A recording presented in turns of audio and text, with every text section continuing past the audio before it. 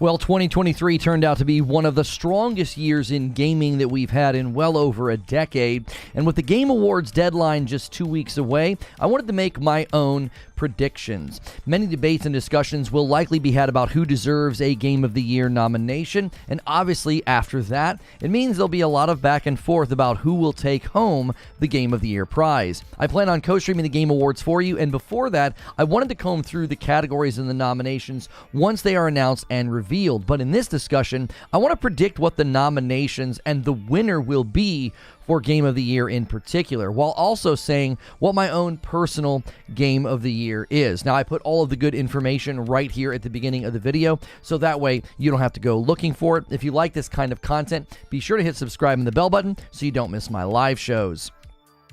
So with the Game Award nominations fast approaching, I thought it would be fun to walk through my own predictions. Coming up with a solid list of 6 nominations was tougher than I expected, not because we lacked good game launches this year, but quite the opposite. 2023 has been such a strong year, it's actually harder to pick who won't get nominated for Game of the Year. So first, I want to give my predictions about the actual Game of the Year nominations themselves. I have 6 honorable mentions in addition to that list because there were just too many big games this year. Now, obviously, I have not played every single one of these games to completion, but given the method of voting and how games get nominated, critical reception and reviews can be a very good indicator. So my list is not necessarily my own vote, but a prediction of what the jury process with the Game Awards will lead to. And yes, I am well aware that I will have to speak as to why I don't think Starfield will get a nomination. Beyond my own personal belief that it doesn't deserve it, it's clear that there are just too many games in its way. I will make my case on that in a moment. The second thing I want to do is predict who will win Game of the Year this year. Yes, we have had this discussion many times, and I'm sure we will get into a debate about why I am choosing one game over another. But again, this is more about predicting what the voting and the jury process will lead to. It also just so happens that I agree that the Game of the Year that will win is the one that deserves it. So my opinion does seem to line up with where the reviews are, even though, like when I wanted God of War Ragnarok to win, I was okay and happy with Elden Ring winning because I felt it deserved it, and I believe that this year will be no different. Lastly, I do want to talk about what my own personal Game of the Year is. I will own my bias in that section and openly admit that I don't expect my favorite game this year to win the coveted prize. So let's just walk through the nominations. But before I walk through my predictions about what's nominated, I want to show you how the Game Award does their nominations. And the reason that I'm doing this is because my predictions are based off of this process. This is not my own personal view of each individual game. I know people are going to attempt to discredit this video or me and claim, well, he hasn't even played all those games. I am not claiming to have played them. This is not my list. This is a prediction based off of the following. You can see here how our nominees selected. So what this image is it's directly from the Game Awards website, and the image reads as follows. Nominees for most categories of the Game Awards are chosen by an international jury of over 100 global media and influencer outlets, selected for their history of critical video game evaluation. Specialized juries also convene for other categories, including esports, accessibility, and best adaptation. Each voting outlet completes a confidential, unranked ballot based on the collective and diverse opinion of its entire editorial staff, listing out its top 5 choices in each category. Ballots are tabulated, and the 5 games that appear on the most ballots are put forth as nominees. In the event of a tie, 6 or more nominees will be announced in a category, so you can't have more than 6. There's been 6 Game of the Year nominations since like 2018 or 2019, so there could be 7 this year because there's just so many.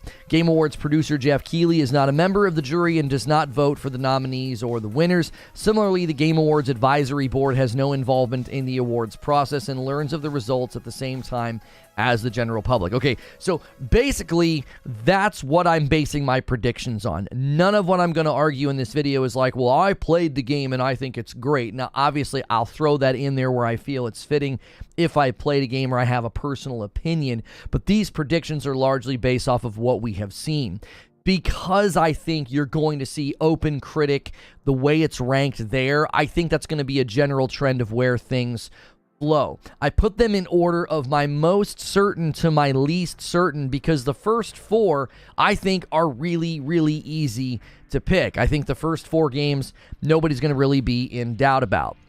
So the first game that I believe is the most certain to get a nomination is Baldur's Gate 3. It is currently in the #1 position on OpenCritic with a 96. There literally does not seem to be even the remotest possibility that this game will not be nominated. When games are this universally praised, they tend to get a lot of nominations. Beyond that, the community response has been undeniable. After releasing months ago, its second weekend hit a player peak of 875,000 players. It still is hitting peaks well over 200,000 players, and this is just on Steam. That's one platform. This is not an MMO. It currently has a 96 on Steam, a 96%. Now that's from 342,000 votes. So this game, no question in my mind, it's getting a Game of the Year nomination. Now, the second game that I think is basically a guaranteed nomination is Zelda Tears of the Kingdom. For many, this was the front runner, and it still is.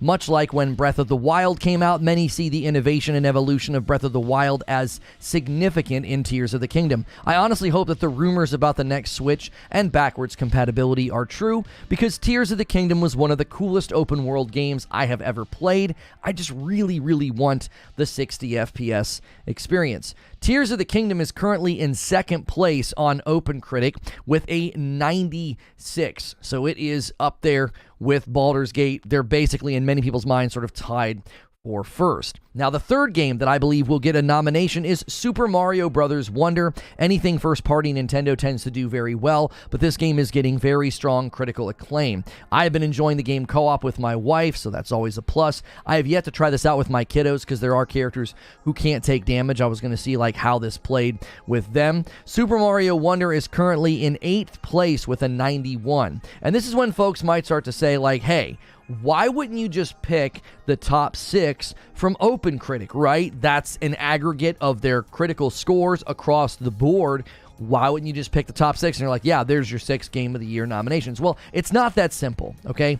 Considering the method that these games are nominated, that is sort of influencing my list. It's not just a pure scientific exercise of well, these are the top-rated games on OpenCritic, so these are the games that are going to win. As an example, Metroid Prime Remastered is in 3rd place, and it's likely not eligible for Game of the Year since it is just a remaster. But then there's a game like Videoverse. That's its name, Videoverse. It's for PC. It only has 10 reviews. It's currently in 4th place with a 92, okay?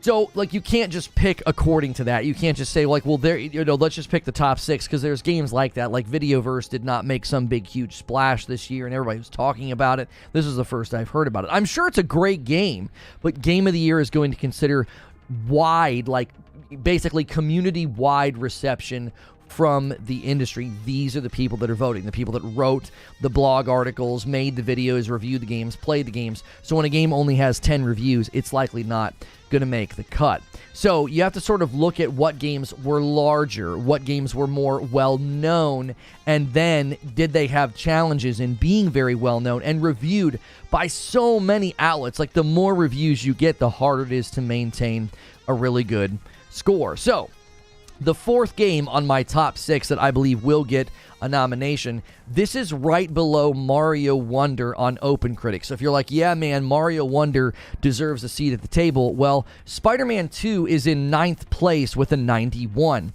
It stands to reason that both Super Mario and Spider-Man are hugely popular, which means they are purchased and reviewed more. Landing a 91 is impressive for both of these games. I was originally on record believing that Spider-Man 2 would have a hard time getting a Game of the Year nomination. I figured it would land in the high 80s. Holding on to a 91 is very respectable. And after playing the game for 15 to 20 hours, I can confidently say they did all the things that I want to see in a sequel so that it is worthy of a Game of the Year nomination. But now we are getting to the last 2 positions. Positions 5 and 6. And this is when it gets a little bit more difficult. This is when I'm a little bit less sure about my predictions because I don't really know exactly where this is going to land. That's why I had to include 6 honorable mentions. There are so many good games this year. I'm sure I'm going to leave one out that you're like, no, man, you forgot about this game. Well, maybe wait and see. We'll see where I end up on this. Okay, so the fifth game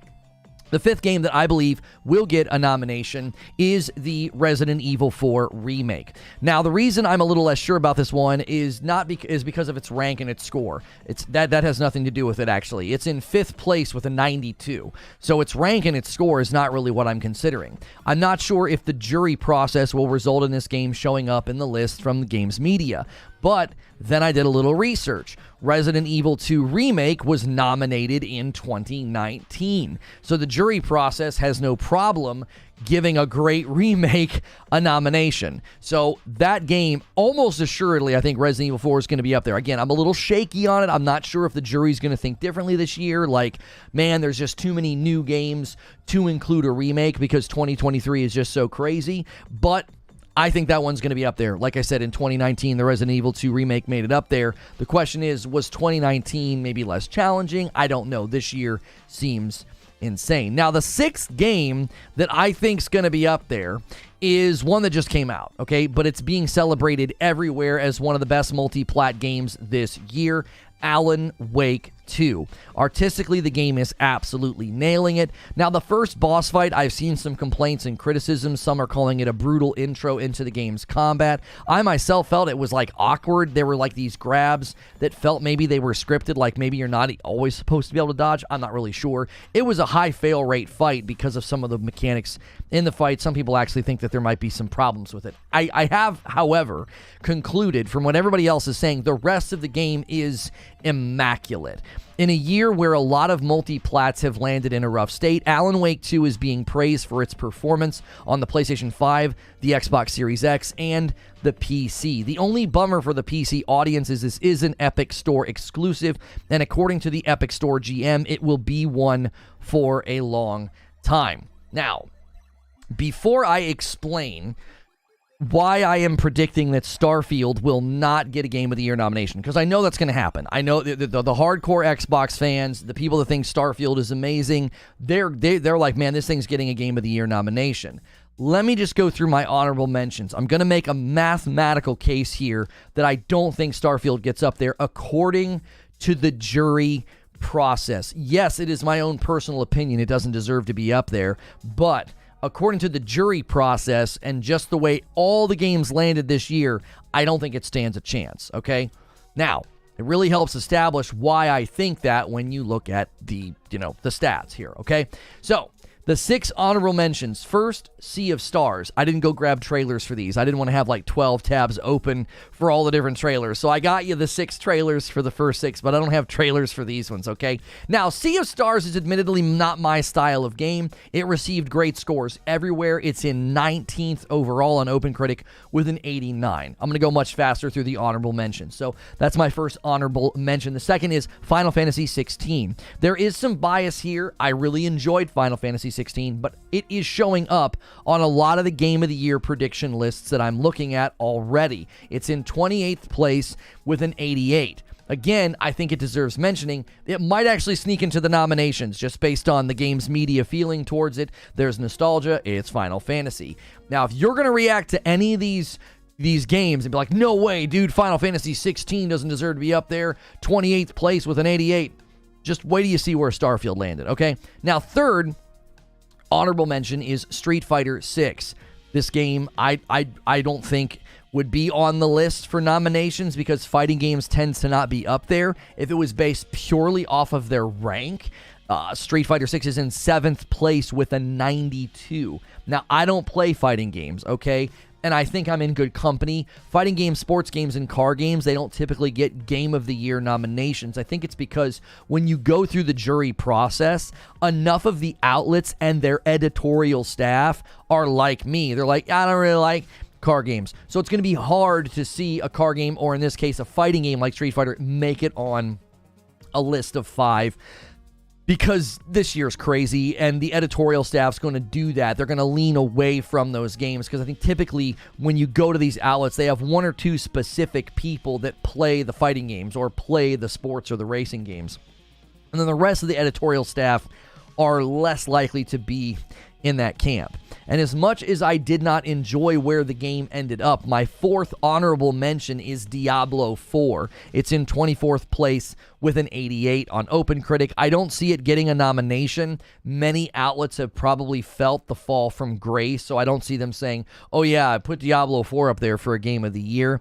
I just don't think it ranked high enough for a Blizzard game, for a long-standing franchise. I just don't think so. It's been too criticized. It had a rocky launch in many people's minds with respect to balance and other things. So it deserves an honorable mention because it is one of the bigger games this year, but I don't see it getting up on the podium. My fifth honorable mention is Hi-Fi Rush. A slight amount of bias here. I really enjoyed watching my daughter beat this. This is one of the first games she beat to completion. I believe Kirby and the Forgotten Lands was the first game she ever beat completely on her own. And then she beat Hi-Fi Rush. A little bit of help from me every once in a while. Some of the platforming timing areas were kind of tough, but she did it on her own. So there's a little bit of bias at play here, but it certainly made a splash. It will likely get nominated in some of the other categories, so I deserve it.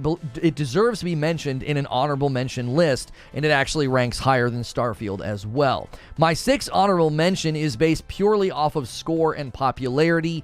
Pikmin 4 is another high 80s title that's getting great reception. It's in 27th place with an 88, so I just think that one deserves to be mentioned as well. So many games. Now, I was going to include Lies of P. I'm not going to include Lies of P as an honorable mention because it doesn't help my case. It didn't rank all that well on OpenCritic. Every game I just listed ranked higher than Starfield, so that's how I'm making my case here. Okay, so just to restate, the six that I believe will get nominated are Baldur's Gate 3, Tears of the Kingdom, Super Mario Bros. Wonder, Spider-Man 2, Resident Evil 4 Remake, and Alan Wake 2. Then the honorable mentions, Sea of Stars, Final Fantasy 16, Street Fighter 6, Diablo 4, Hi-Fi Rush, and Pikmin 4. All 12 of these games are ranked higher than Starfield. 12 games, all showing up on lists and predictions. Starfield was in 39th place with an 85. Now, it would be completely out of order to include it because it automatically would make it like it would mean that it should be better reviewed, okay? It would be out of order. It's not better ranked. It's not better reviewed. What that means is a game that is better ranked or is better reviewed would get bumped from the nomination list. Yes, I know this is going to be considered Xbox hate or media bias, whatever that is. Whatever conspiratorial theories that you can come up with for Starfield not getting Game of the Year or not getting a Game of the Year nomination, listen, I could see it getting some nominations for soundtrack or the RPG category, even though the RPG category is going to be pretty tough because Baldur's Gate 3 is going to be in there. But Game of the Year is too stacked this year to consider a game with such middling consumer reception scores on both Xbox and Steam. The 12 games that I listed all have really strong scores with the audience. The audiences loved these games. The reception matched the critical acclaim. Starfield is not higher ranked than any of these games, and it does not have impressive scores with even its own home user base. So I know that's going to be a point of contention. I know people are going to be like, why didn't you include Starfield? I felt like I had to specifically address that game and why I don't think it's getting nominated. So, who do I think will win Game of the Year? Well, I've expressed this many times. Nobody's going to be shocked by what I'm about to say. Baldur's Gate 3 will lose to Tetris. I'm just kidding. Baldur's Gate 3 will undoubtedly win Game of the Year. Okay, it's going to win handedly. Let me explain why. First, I will say the sequel aspect is playing a part here, okay? This is the third game, but Baldur's Gate 2 came out over 20 years ago. Now, everybody's sort of seeing this game going toe-to-toe with Tears of the Kingdom. Well, the time between Breath of the Wild and Tears of the Kingdom is 6 years. So, and it's very clearly more of a direct sequel, okay? Tears of the Kingdom is a game where they use the same map, the base level combat systems, the enemies, there's countless other reused assets. Now, there is nothing wrong with that at all. But when the previous game, Breath of the Wild, already won Game of the Year, I believe the sequel has to do significantly more. And prior to Baldur's Gate 3 releasing, it was clear that everybody felt Tears of the Kingdom had done enough to lock in another Game of the Year win. And with a 96 on OpenCritic, it's tough to argue against that.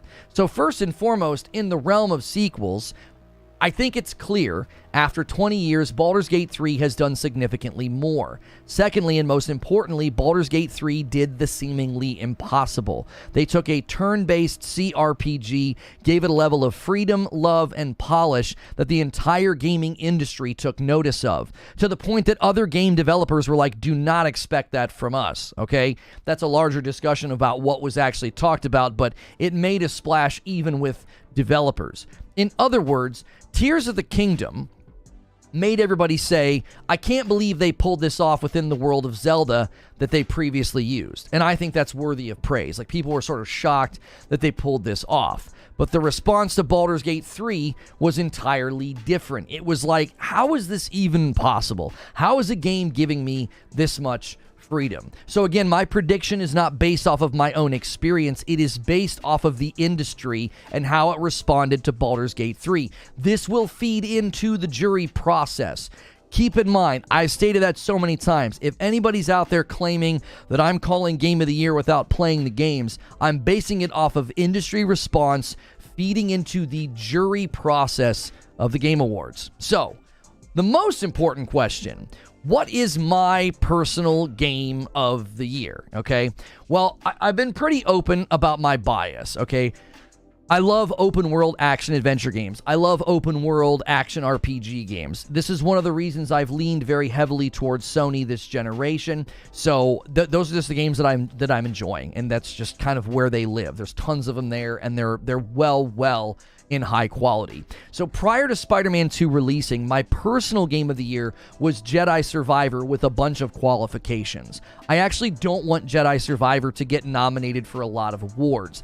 The publisher, Disney, the property owner, anybody that was making executive level decisions with respect to Star Wars property, I want them to see what happens when you mistreat your valuable IP.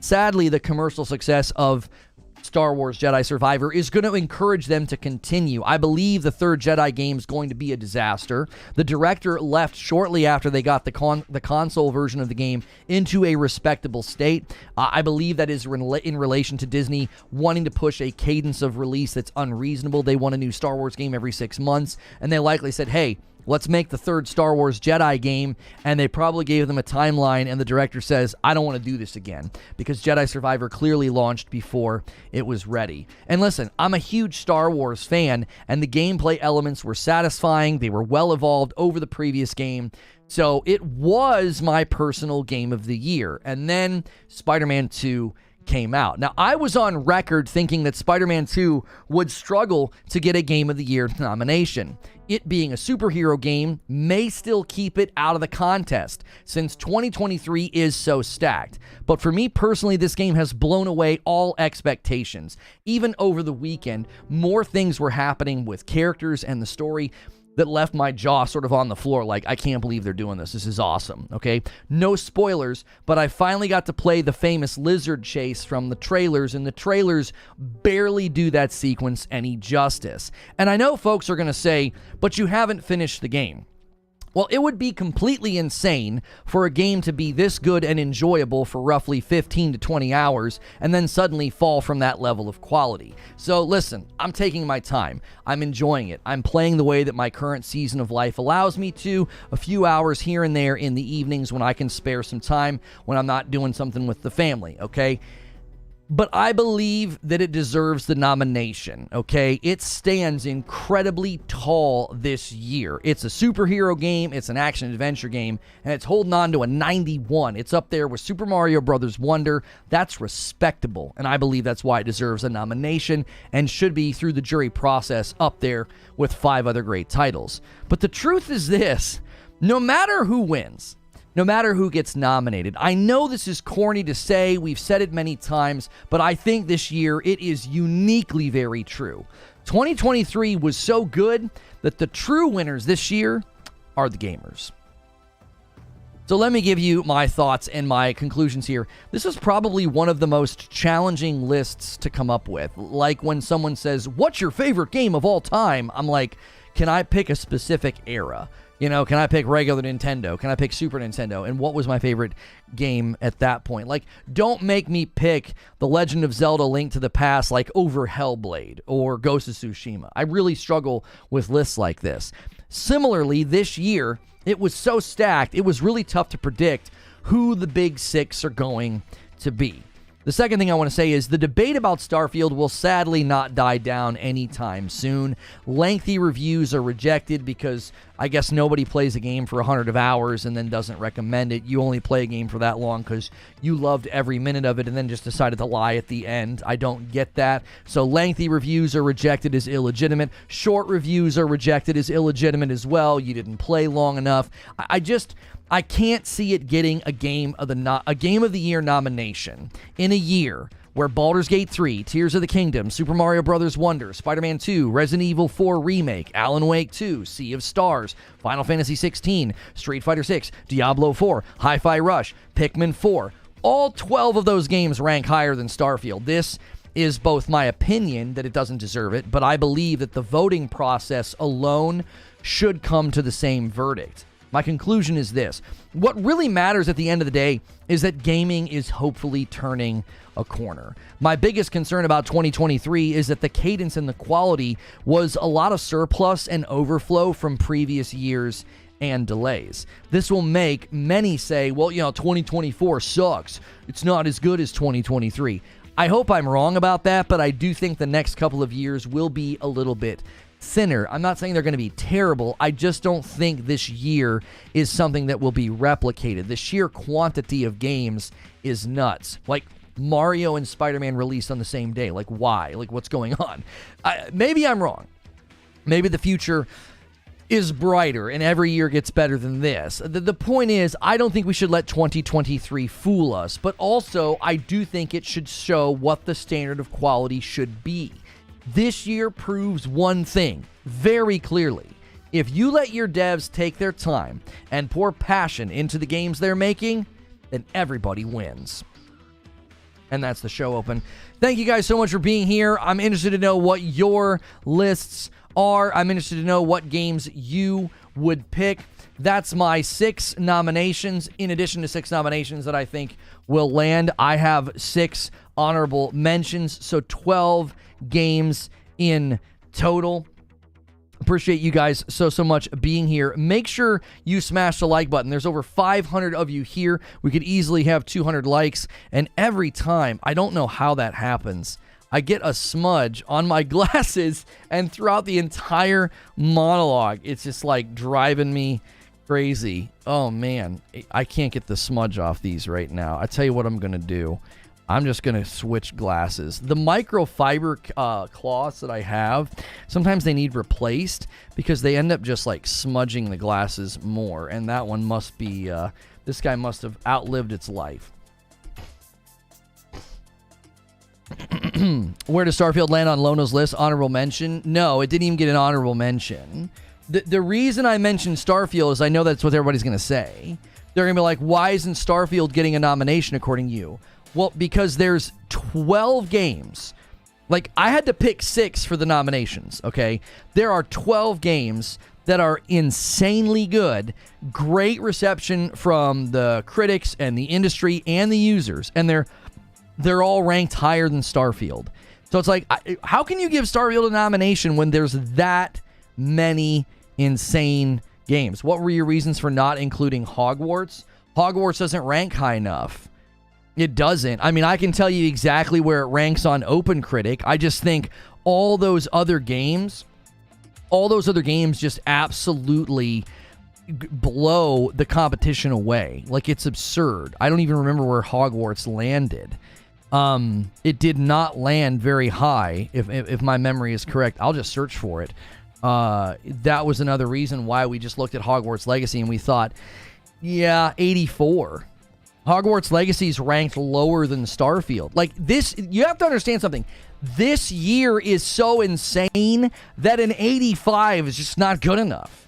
Like, that's how crazy this year is. Like, anything above an 85, I think is potentially going to be up there. But when you're seeing like 90s and 95s and 96s and 91s, it's like, brother, if you're below an 85 or you're at an 85, like if you're on the middle to lower half of the 80s, there's just no way.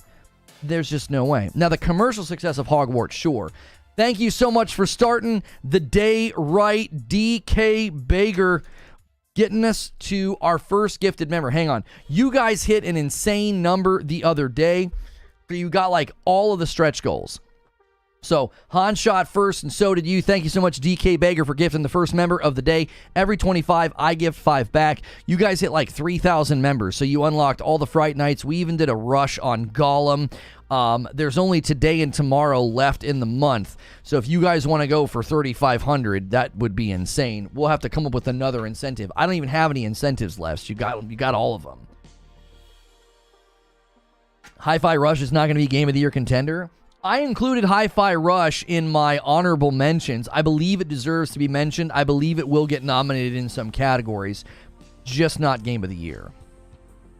Though, Hogwarts could have been crapped and still done well commercially. Well, I would say that that's true, but I don't think it would have been as successful.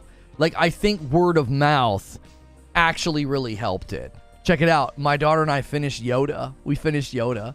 The Brick Abbey is going to start getting content again. Her and I worked together on that. We made a video. So really, really excited to start putting those videos over there. It was really, really fun. But yeah, I think if Hogwarts would have been really, really bad, then I don't know if it would have done commercially well. Like, I get your point. It wouldn't have done as commercially well, right? It would have slowly, especially because of the staggered release. Like, if it would have gotten terrible reviews and people were like, this game sucks, like, what a terrible movie game or book game or whatever, and then it would have hit the old-gen consoles, would have done really poorly because everybody would have been like, what, why, I'm not buying that game. Everybody said it was bad. Armored Core 6 completely ignored. I'm telling you, the year... I told you in the show open, I said people are going to start listing games, and they're going to be like, I can't believe you didn't include my game, or I can't believe you didn't include this game, right? Listen to me. That's how crazy this year is. The fact that Armored Core 6 is likely not going to be up there. I don't think it will. Now, it might show up in some of the other lists, but the year is insane. It's absolutely insane, bro. Like, it's not a matter of, like, everything I did with the list was I said, all right, this is what I want to do. I want to look at where everything landed for the year, look at where we feel like everything, fell. Armored Core has an 85. The Armored Core is right there with Starfield at the 85. I think Starfield had an 84, right? That's what it was. Best games of 2023. Starfield currently has an 85. It's ranked 41th, so it's already gotten bumped even more. Armored Core is below it in 43rd place. I'm telling you, that's how crazy the year is. Fat Lump with 21 months. Armored Core 6 takes my game of the year and a spot in my top 3 games of all time, even if it gets no awards. Isn't that the thing to walk away and say? That, like, the year is so good that you're like, well, my game of the year is not getting a nomination. Okay, that's not a big deal. Liza P didn't score very well, and a lot of people think, well, I've seen a lot of people say this. I've seen a lot of people say that Liza P is their game of the year. And I think its score is why it won't get there, because it's the jury process. There's no way you go to like 100, outlets and their editorial staff. There's no way you do that and get a game like Armored Core or Liza P in the nomination running for Game of the Year. There's too many outlets that are going to pick different games. Baldur's Gate 3, Zelda, and Spider-Man are going to be like 95% of all of the ballots. So you got to pick 2 more. There's just too many games to even begin accurately predict which 2 it will be. Easier to say what's not getting nominated. That's why I did the 6 nominations and the 6 honorable mentions, because I'm like, Any one of these could sneak up into the nominations. Like Final Fantasy 16 could like sneak up in there. I don't know. A lot of the lists I'm looking at where they're like making Game of the Year predictions, they're including Final Fantasy 16. I think a lot of people really, really liked it. Even though it didn't have the greatest Metacritic, with 86, I think a lot of people were like, this thing's fantastic. I can confidently say 5 games in Lono's list are locked in. Only Resident Evil 4 is debatable. Yeah, Alan Wake 2, just at the buzzer. At the freaking buzzer. We're like 2 weeks away from the deadline of like your game has to come out. And Alan Wake 2 is like, hold on, everybody. You know, they're like, we've got time for one more act. And they walk out on stage and they crush it.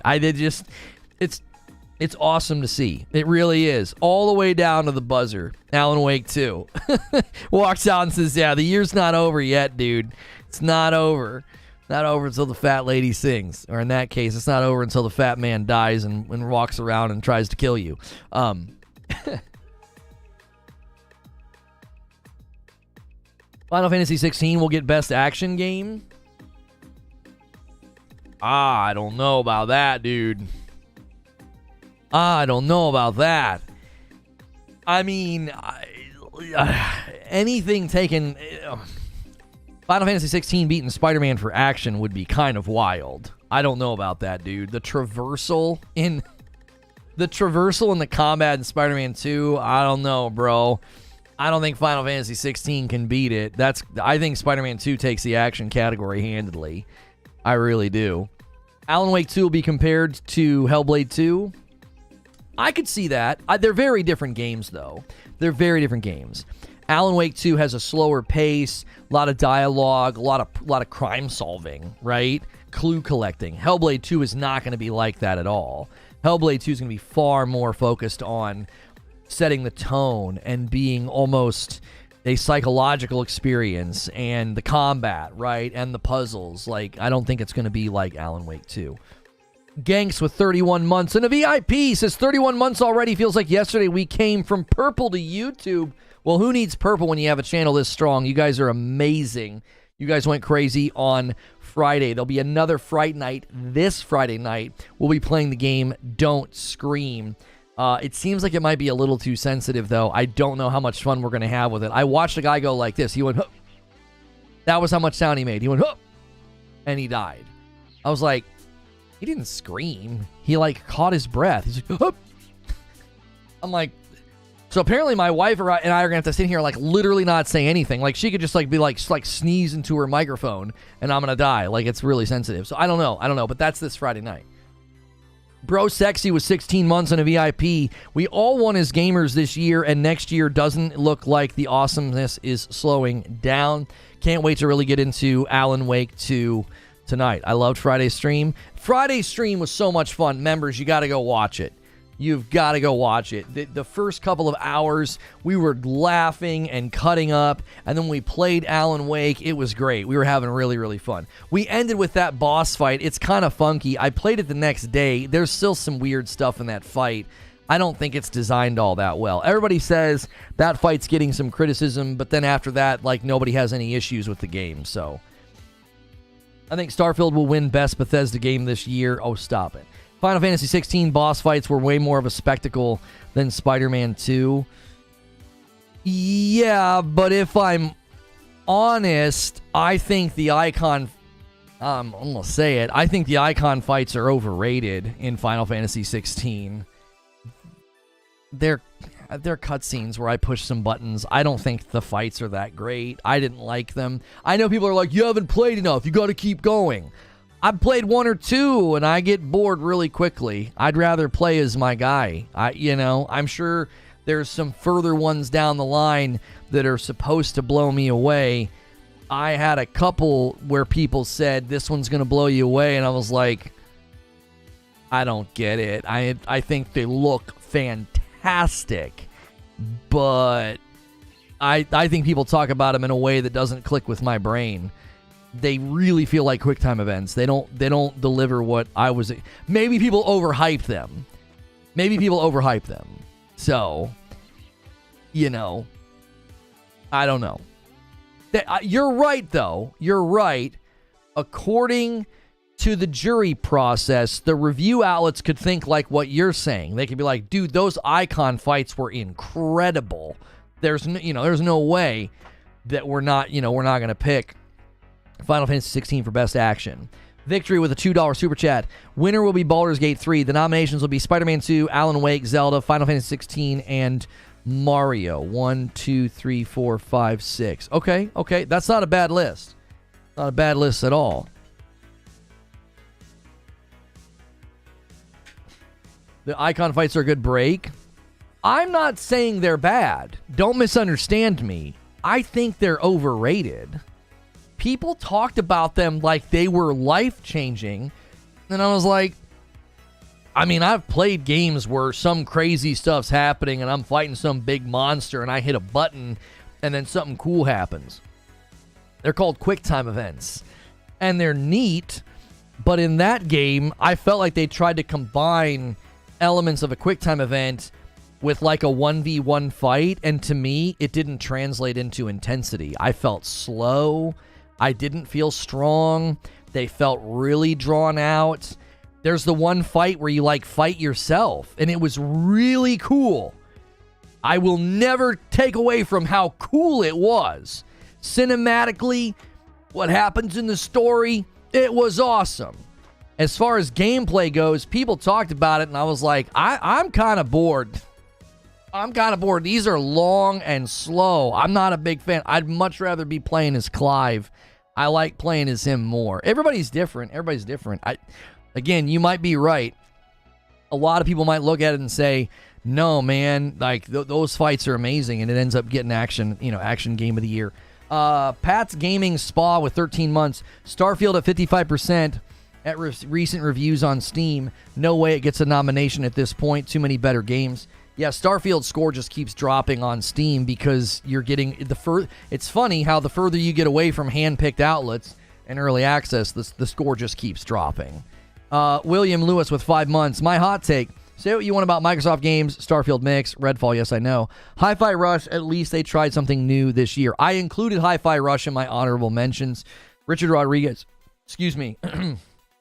The finals is fun, by the way. Tears of the Kingdom deserves Game of the Year.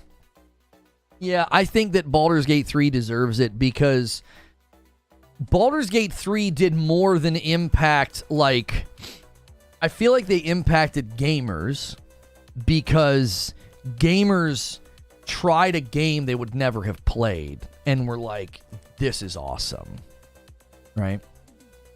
So I think they impacted gamers. But Baldur's Gate 3 impacted the gaming industry. Developers were like, well, if you don't expect that from us, that's too good, right? It like almost scared developers into thinking, well, what if that's the expectation? I think Baldur's Gate 3 is just at another level this year. You know, now somebody's saying Finals is cool. Finals is a COD killer. Nexon killed it. I feel like we went through this with X Defiant. Like every time there's a newer, fresher game out, it's the best. It's the COD killer. We'll see. I'll always say that. We'll see. We'll see if it's got legs, if it can go the distance here. Game of the Year nomination says Dark City, Tears of the Kingdom, Hogwarts, Baldur's Gate 3, Starfield, Mario Wonder, and Jedi Survivor. Mario Wonder took Spider-Man 2's spot. I mean, they're basically tied on Open Critic, so I think that's why they both will get the nom. I hate turn-based games, but Baldur's Gate 3 changed my mind. That right there, I'm telling you, man. That's why Baldur's Gate 3 is going to win. Think about the people voting. Okay? The people voting through the jury process. How many of them think like you? They were like, dude, turn-based, CRPG, I wasn't sure about this, but so-and-so here at the editorial staff of this writing division, he wouldn't shut up about it. So I finally tried it out. My gosh, that game's incredible. Like, that's what's going to influence the voting, is the people that are like, bro, this game, I've never thought I would enjoy a game like this. William Lewis with a $2 super chat tip. Do you think Larian would sell to Microsoft or Sony? Oh, I have no idea. I mean, I saw I saw in the wake of how great the game was and all the praise, people were like, can we just get Xbox to buy Larian? It's like, I guess that's going to be the thing now. Is like anytime there's a good developer or a good game or a good piece of property out there, the Xbox guys are just going to cheer for an acquisition, you know. More studios than every other platform, but if your mindset is still that you have to go buy good games, I'm a little worried. I hope that's not a continued trend. We're seeing reports about next year that I think are worrying about not just them, but lots of people are wanting to make acquisitions next year, and we said that might be the result, is that lots more companies are going to look to spend money, and that I don't think that's going to be good for us. Jelly with 5 months of memberships. I loved Spidey 10 out of 10, but Final Fantasy 16 is my game of the year despite being a 9 out of 10. Highs are so high. Hope you do a different category each week up to the Game Awards. Indie, VR, music. I don't know if I could do anything other than what we just did, Shelly. I don't know if people would really care for... I'll do one where I comb through all the nominations and do my own, like, reaction. But I don't know if I could be like, all right, guys, here's the... the top 5 VR games this year. I wouldn't be able to do that, It would be a lot harder to source that. I think Game of the Year is easier to make predictions about the jury process. You can look where games landed. You can look at critical and commercial success. You can look at critical acclaim and user scores and generally come to an approximation of like, okay, I'm pretty sure these are the games that are going to get nominated, right? The guy from Larian, who's been pretty vocal about Baldur's Gate, he says, I really admire how Spider-Man 2 totally moves away from the bloated emergent storytelling in most open-world games and really uses the world in function of the story it wants to tell and its set pieces. On the one hand, you get a shorter game, but also a much tighter, stronger game. I completely agree with him. Silver Subaru with 33 months says, it's been a great year for gaming. Can't wait to play Spider-Man 2. Keep up the good work. Thanks for keeping a VIP going, Silver Subaru. And thank you guys all for being here. If you're enjoying the show, be sure to smash that like button. If you want to talk in my chat, you need to subscribe. Subscribing is totally free. The more you do those things, the more you might get a gifted member. We went crazy on Friday, like 500 gifted members. I gifted over 100, I think. We had a huge day. If you're one of the new members, you get access to daily extra content, Friday night streams, and our members only Discord. So make sure make sure you take advantage of all these perks whenever you get a gifted member, and then you can consider upgrading or picking up your own membership. K.Cole renews their membership, and it's a VIP. And Joker Quinn gifts another one and says, come on, the daily goal's still doable even though we had a big day the other day. We can keep it going. Did I consider Hogwarts for an honorable mention? No, I was extremely intentional with my honorable mentions. I chose 6 games that could also get nominated. That's what I did. I was very intentional. I was like, okay, these are the 6 that I think get nominated. And the other 6, they could potentially get a nom. Like Sea of Stars, Final Fantasy 16, Street Fighter 6, Diablo 4, Hi-Fi Rush, Pikmin 4. I feel like any one of those could magically sneak up into the nomination list. I don't think Hogwarts could sneak up into the nomination list. Kiltson with 14 months in a VIP, welcome back. Do you see what I did? It was like, all right, here's the 6 I think get nommed. Here's 6 honorable mentions. Any one of these could sneak up into the list. Any one of them. That's 12 games. And I also picked a bunch of... every game I picked was ranked higher than Starfield. Because I know people are going to give me grief about that. This guy doesn't think Starfield's going to get a nomination. Or this guy doesn't think Starfield deserves a nomination. Yeah, it doesn't. It doesn't. There are so many other games that are ranked better with the review outlets. The jury process, there's just no way it gets in. There's no way Starfield gets a Game of the Year nomination. The jury process would almost assuredly dictate that no, it would not. A 2-spot from William Lewis. I'm currently playing the game Cocoon and loving it. I rooted everything in this. This right here. This is how they choose. This is how they do it. This is how the nominations work.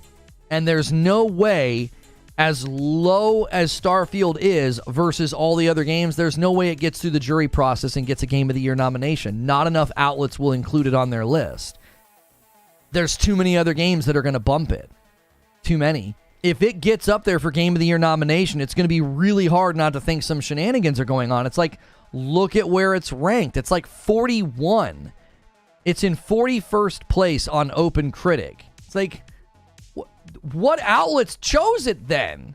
It's mathematically improbable that enough outlets put it on their list. There's over 100 outlets that will go to their editorial staff and say, we need to come up with a list of 5. And then they send that list of 5 to the Game Awards. It's mathematically improbable when you're in 41st place, when there's 12 games that could easily, every single one of them could easily get nominated. Roro Raven with a 5 spot. Another great morning here at Reforge Gaming. Hope everyone's having a wonderful day. Thank you so much, Roro Raven, for the $5 super chat tip. Welcome on in. Diablo 4 lost something like 93% of its player base. I highly doubt it's getting a mention. I believe Diablo 4 will get some nominations. I don't think it gets a Game of the Year nomination. I only gave it an honorable mention because, again, if it's based on the jury process, these editorials are going to comb through everything they wrote that year, and they're going to be like, what are the games that we scored the highest? Diablo 4 landed in a decent spot overall for the year. Now, again, the editorial staff might say, Diablo 4? That game fell all the way down the stairs. I'm not even playing it anymore. So I don't think it gets a nomination. I think it might get nominated for some of the other categories. You know, potentially.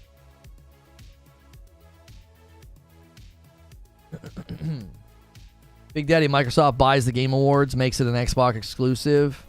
I mean, I saw it suggested that, like, Xbox should just host their own awards, which I thought was... That's par for the course. Starfield won't get player's choice. Baldur's Gate 3 has too many concurrent players. Yeah, the minute they call for a player's choice award, Baldur's Gate 3 has an army. Like a literal army. You know what I mean? We have an army. Oh, we have a Hulk. Like, Baldur's Gate 3 is basically...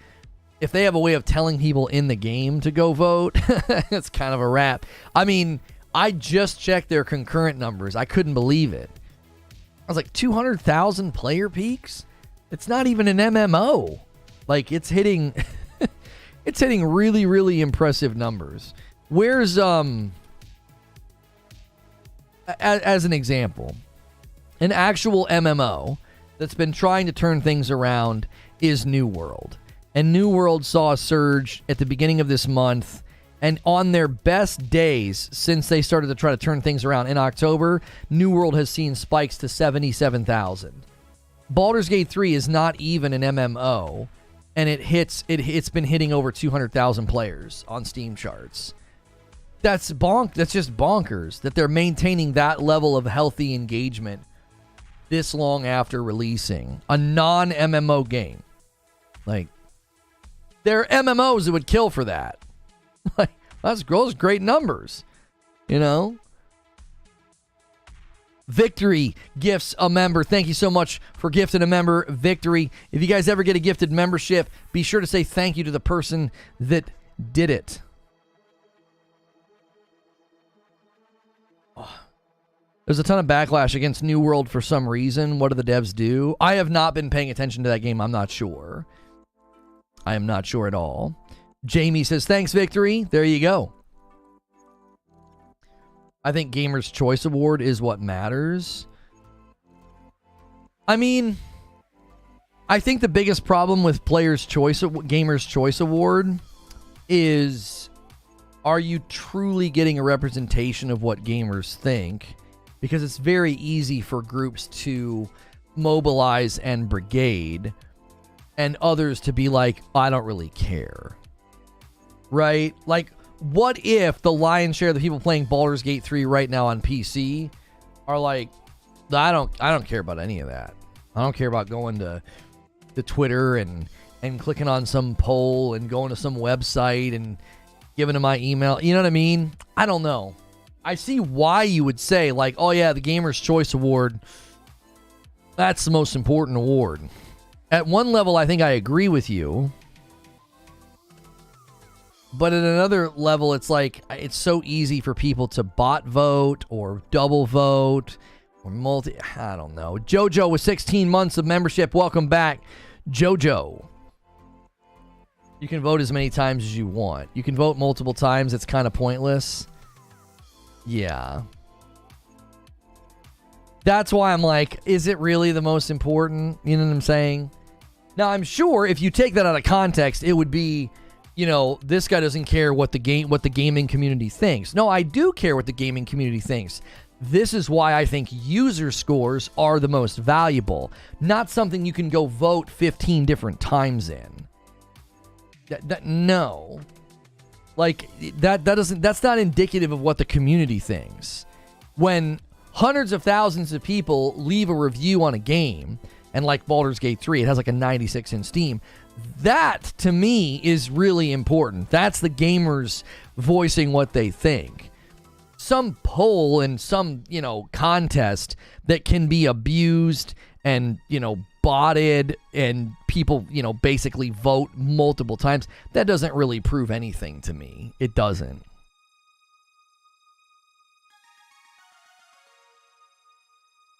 Just waiting for some game to get more votes than players. Baldur's Gate 3 or this crap is rigged. Yeah, I think Baldur's Gate 3 walks away with it. I don't think the other games stand a chance.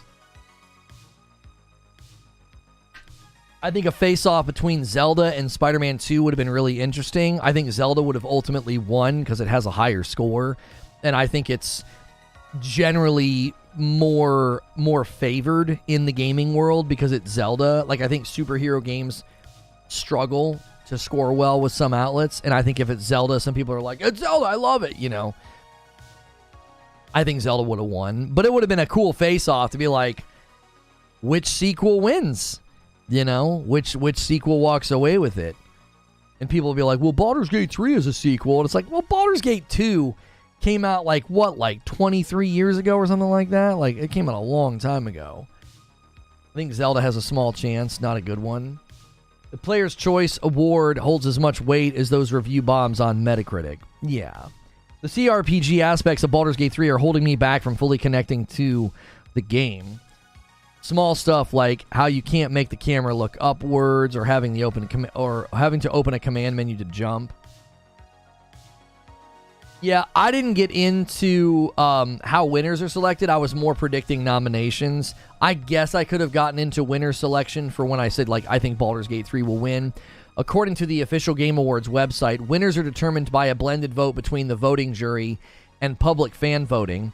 Fans can vote for their favorite games on thegameawards.com or our Discord server. In China, fans can vote on the winners via Bilibili, WeChat, and other platforms. Fan voting closes on Wednesday, December the 6th.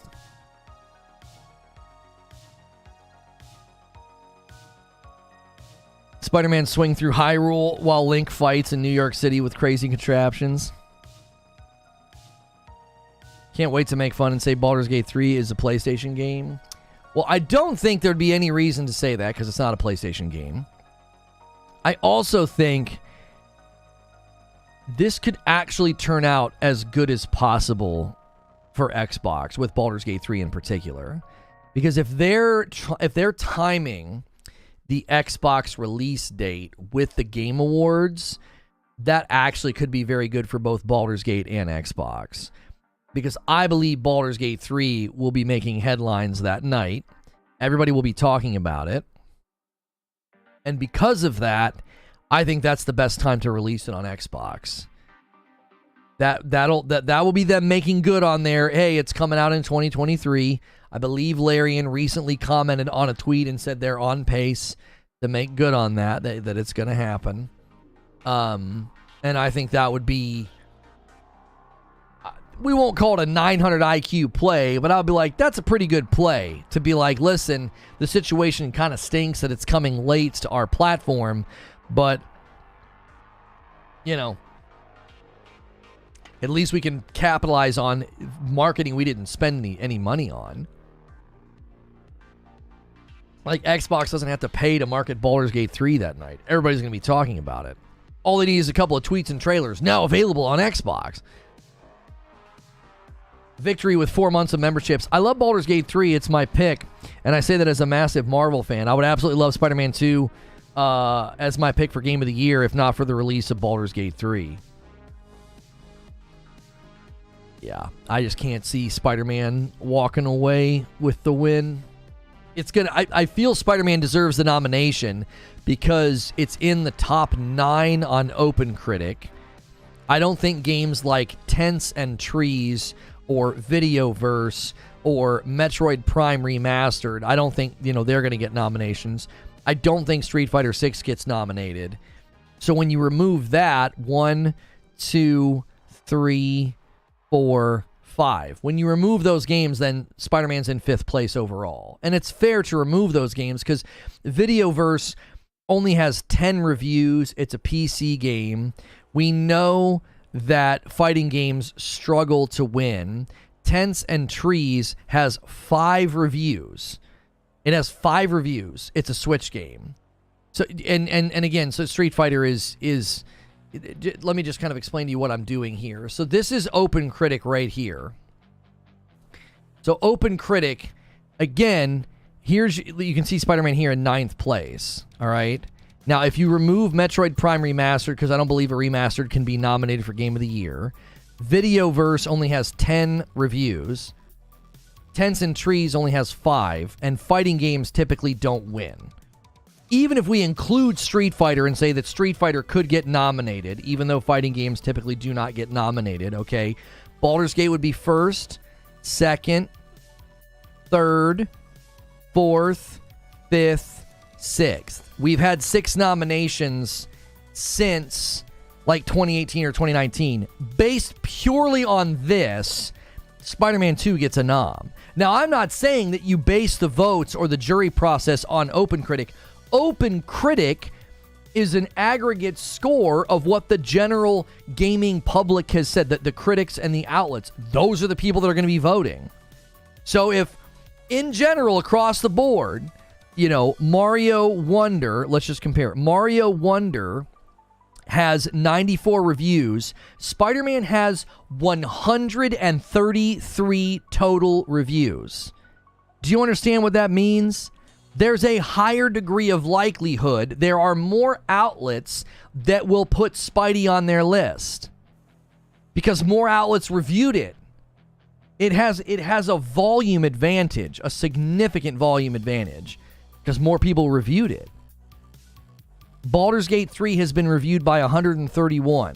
So Spider-Man 2 even has more total reviews than that. Now, Tears of the Kingdom, 151. Tears of the Kingdom has a volume advantage. That could edge it out. That could edge Baldur's Gate out.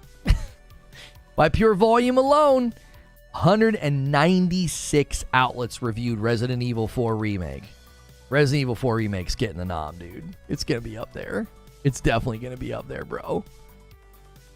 Street Fighter 6, 167 reviews. I don't know.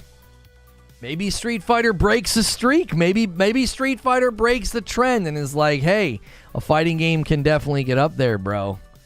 It can. That's a lot of reviews, bro. When are the nominees announced? Probably in about 2.5 weeks. I believe the deadline, your game has to come out by like the 15th. Have they announced the official nominations date, like when they're going to do it?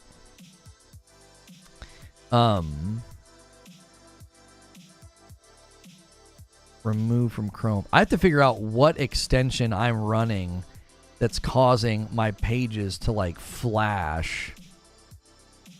I think it's no, it's not dark mode. I just disabled the dark mode, the dark reader. I don't think it's the hide the YouTube. I got to figure it out. Something that I'm running. Every page I go to now, I get really, really weird flashes of this, like the screen flashes. Some extension I'm running in Chrome must be causing it. Folks said the 10th, probably November 15th. I saw a clip of some guys on a podcast saying they always extend the deadline for Sony, and Geoff Keighley has specifically debunked this. It's always been in the middle of November. Traditionally, the deadline for Game of the Year or Game Awards, if you're going to get a nomination for any category, the deadline has been right smack dab in the middle of November for a long time. He showed one year, he recounted like every year that they have done this, where the deadline has landed. So these guys that are saying that are just literally, they're not just spreading falsehood. I believe they're voluntarily lying. I think they know that they're lying. They want to create this. They want to create this notion of you're making it easier for PlayStation to win or whatever. You're giving them special treatment. I would love to find the tweet where he did this. Maybe he's tweeted the word deadline. He pushed back against this notion. He showed like this is how it's been every year for the past, I don't even know long, since they've done it. I can't find the tweet because he's used the word deadline a lot. Maybe he went back. Did he go back to 2017? I don't think he did. When did they start doing it? Did he say 2019 anytime? Last year was November the 14th. Yeah, it's always been generally in the middle. And again, he tweeted to debunk this notion. There has never been like we're going to extend it so this game could be included or whatever. He's never done that. Never. I wish I could find the tweet. It's always mid-November. Yeah, it's always been mid-November. And it's because they have to have enough time in between when they get the votes and when the show happens. Like, it makes perfectly good sense that you're going to have to wait, but you can't just wait until the day before the show. Well, the show's in December, so why not do it a week beforehand? They need to give everybody an opportunity to get their votes in. What gets revealed at the Game Awards this year? Elden Ring DLC, I think, is a very good guess, Mr. B. Yeah, I think that's a very good guess that one ends up there. For sure. What wins most anticipated 2024 game? I think the dilemma is we don't have a ton of games. We don't have a ton of games that we know are coming just yet. We're kind of waiting. I mean, we know about the Princess Peach game. We know about the Mario Donkey Kong game. We know about Final Fantasy VII Rebirth. And we know about Helldivers 2.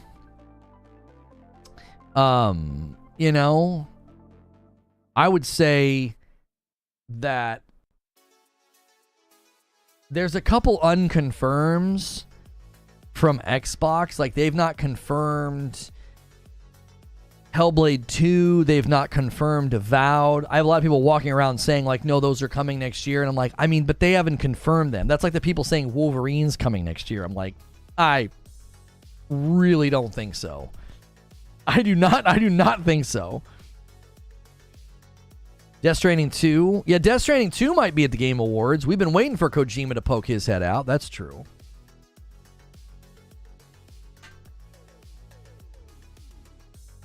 Yeah, Black Myth Wukong might finally come out next year. Silk Song might finally come out next year. Yeah, Dragon's Dogma 2. That would be high on a lot of lists. Yeah, GTA 6. GTA 6 is supposed to be coming next year somehow.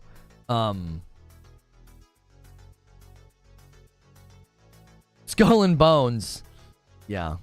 That'll be at the top of every list. That'll be at the top of every single list. Skull and Bones. Golly.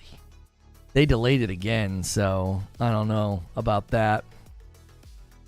I expect Dragon Age to show up with a trailer as well. What I would really like is... I cannot get comfortable in my chair today. I keep crossing and uncrossing my legs. I'm I feel like I'm fidgeting. What I would like at the Game Awards is only trailers and gameplay, if they can afford it, you know, if they can give us some gameplay. I only want to see stuff coming in 2024.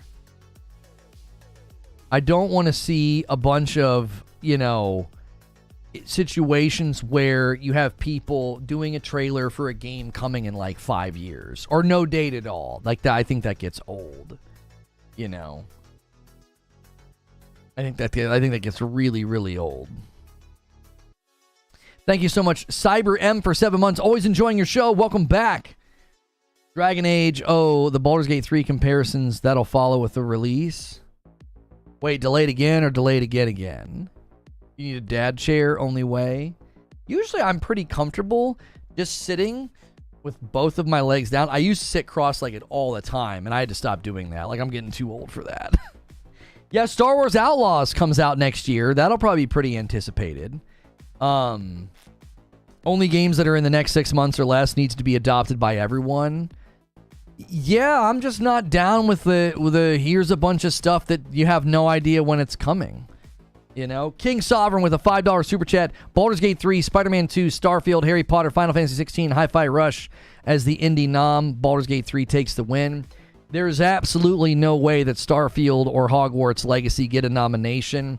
I don't even think Final Fantasy 16 is guaranteed a nomination. The contest is just way too thick. I had Final Fantasy 16 on an honorable mention. It could squeak up into the noms, but I don't know, dude. Yeah, Rise of the Ronins next year. Avatar. Avatar looks fun, but I don't think it looks like it's going to do anything other than be called Far Cry Avatar. That's what's generally going to happen to that game, I think. I think they relied on a lot of their familiar systems, and because of that, I think you're going to see a lot of not so great scores for that game. It'll probably land in the low 80s, you know? Yeah, there was a Wonder Woman game. We've not seen anything for it. Yeah. Guys, we're over an hour into the stream. Do me a favor and smash that like button. We should easily have 300 likes by now.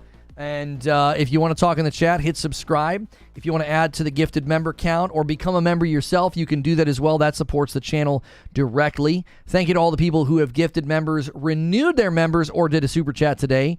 This video has sponsors listed below. Oh, I didn't drag the coffee into the frame today. That's not a sponsor, by the way. That's ours. We have a light roast and a dark roast. If you are a coffee drinker, be sure to try that out. If you want to support any of the sponsors, they are linked below. But our videos and daily streams are sponsored by you, the people who are actively chatting, listening, lurking, and paying for memberships, gifted memberships, and super chats. That helps us do what we do. Yo, what's good, Suede?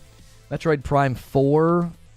Maybe next year. I don't know. Your Earth 5, I think, will be Baldur's Gate, Zelda, Spider-Man, Mario Wonder, Alan Wake. Yeah, I think every single one of those are getting a nomination based on scores alone. Yeah, based on scores alone. DK Bager with another gifted member. Thank you so much. Taking us to 4 members on the day. Thank you, my friend. And it goes to Critopsy. Love to see the loyal names getting those gifteds. We agree that being nominated to the Game of the Year is an award within itself.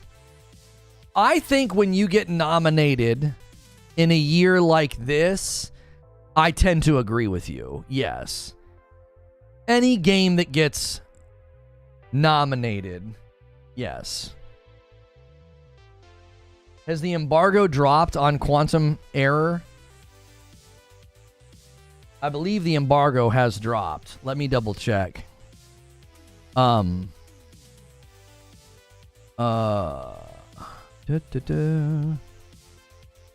on. I want to check the exact date and time. Under embargo until October the 30th at 10 a.m. Eastern. Yeah. Krayos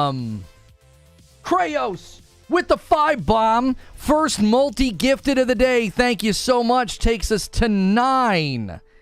I've seen reviews that's not glowing.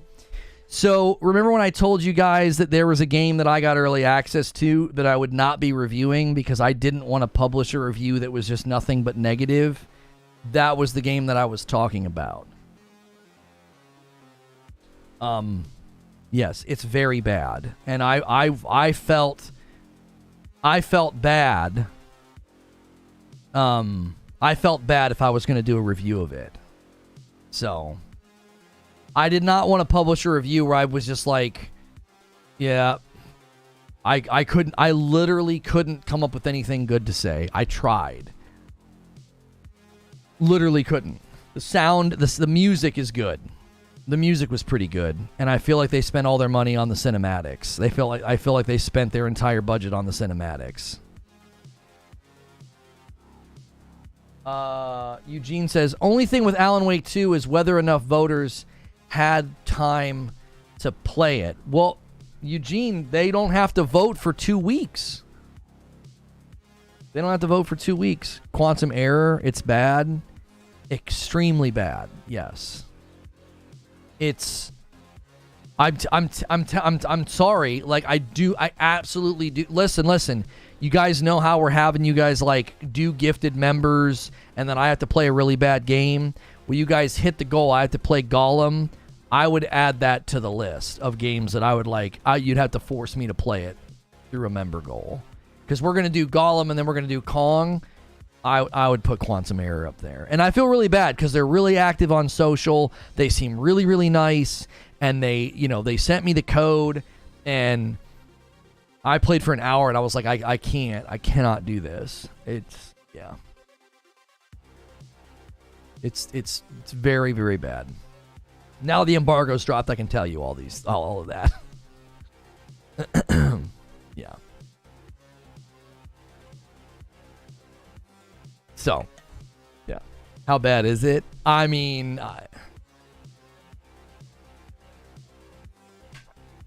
I can read you my thoughts very quickly because I take them on my phone whenever I'm playing a game. And I was taking the notes as I was playing, and I was like, I was hoping for that game. Yeah, the gameplay, pushback from a point you made earlier. My biggest pushback on the Starfield not being nominated being mathematically improbable, I point at some noms from last year. 2 games got noms that were 68th and 71st. Plague Tale Requiem and Stray. Yeah, I mean, I'll grant you Plague Tale Requiem. Stray was sort of like a viral moment as well. There were extra things that added to that. I also don't think that year was even close to what this year is, Lone Wolf. When you can list the games that I listed, come on, man. Like, this year is completely different than last year.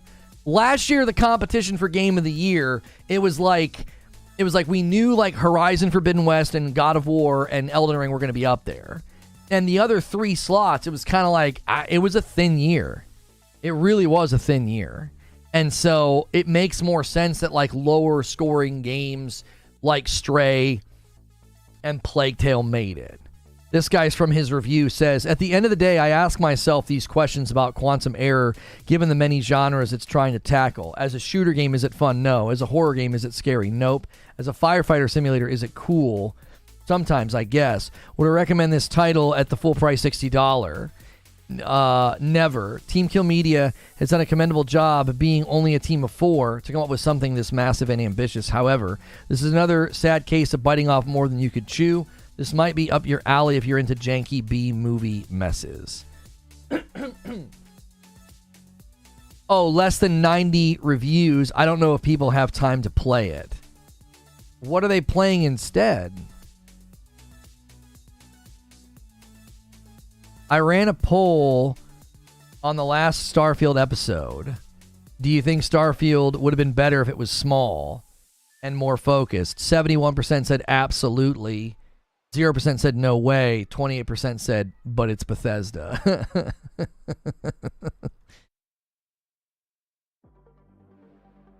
First review of Quantum Error when Googling it is admirable failure. Yeah. The embargo has dropped. Let me give you my thoughts. I just wrote these as I was playing. Opening narration, good, well written. Music is solid in the intro. Synthwave meets brooding and dark. I do think the music's quite good for a small team. Character models are good, not great. Automation for line delivery is a bit off, so when their mouths move, like it doesn't line up with what they're saying. Opening setup is pretty good and cinematic for a small team. Sound design and music continues to be good. It helps set the tone. So it opens, I think, admirably strong for a 4-person team. Okay? It's mysterious, it's kind of weird, it's interesting. Initial gameplay is rough. The gun does not seem synced with the audio. Player feedback on shots is missing. Recoil, enemy flinch. I get shot and I flinch like crazy. When you get shot in Quantum Error, it literally feels like, have you ever been watching a video that someone's recording with their cell phone and they get hit and the cell phone goes like that and then they come back up? That's literally what it feels like when you get shot in this game.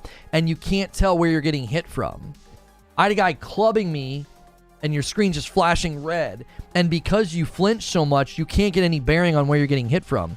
So I couldn't tell if I was getting shot from the front or hit from the side.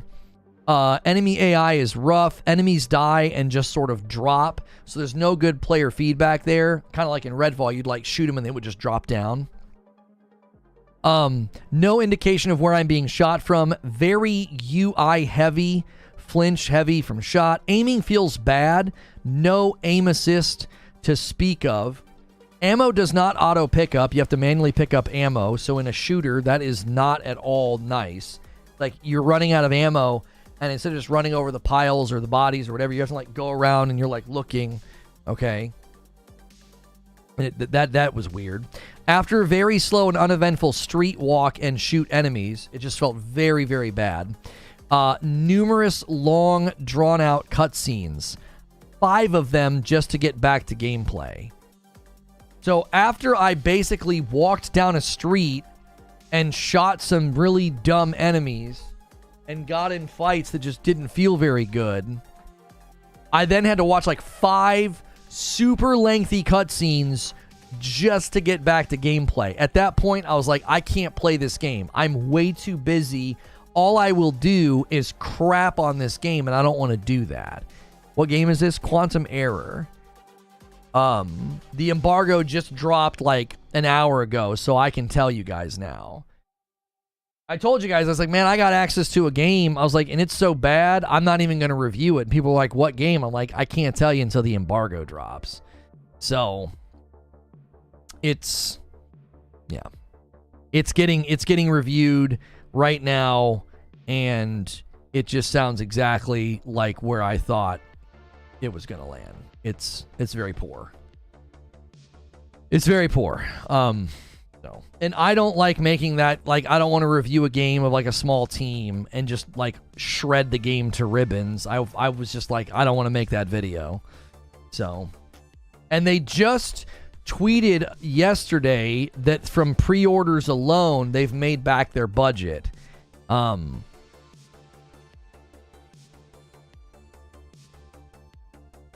I don't know if refunds might break that dream apart. I don't know.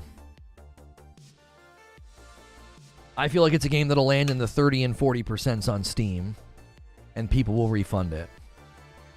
So, is it on Game Pass? Anyway. No, not Quantum Break. Not Quantum Break. Yeah. Guys, do me a favor. We've got heavy lurks today. Maybe, I'm not sure. Make sure you're going through that ritual of smashing that like button. We've been having a great day. Close to 600 viewers the entire time. If you've been enjoying the show, that is an easy way to support the video and the channel. Also, make sure if you want to talk in the chat, you hit subscribe. You can talk instantly. Subscribing is totally free. Subscribing on YouTube is not paid membership. Purple calls it a subscription. We over here call them memberships. So subscribing is free. Memberships, you've got a good chance of getting one of these here the more often you're engaging with the channel. So if you're watching the shows daily and you're watching the uploads, that'll help. There's some people that have already gifted some members today. Quantum Break is broken. Yeah, they're staggering the release. Something about, I don't even know. Something about Xbox. Kratos does it again. It's like, hey guys, come on. We had a huge Friday. There's no reason to stop now. Takes us to 14 members on the day. Another 5 bomb. He's asking y'all to help him out here. What's the biggest disappointment this year? City Skylines 2. People are really angry about City Skylines 2. Yeah. I don't know what's going on there. My biggest disappointment was Jedi Survivor. Now they fixed it. I played it. I loved it. But I had to wait like months. Like absolute months. Like what? That was my biggest disappointment. My second disappointment this year, it was pretty disappointing, was Starfield. I really thought we were getting something else. Another big disappointment this year for me was Final Fantasy XVI's performance mode. I was really looking forward to that game just being a tour de force of just next-gen, immaculate game design, and performance mode is bad. Redfall wasn't a disappointment for me because I tried to tell people for a long time it was going to be trash, so it didn't disappoint me. It was exactly what I thought it was going to be.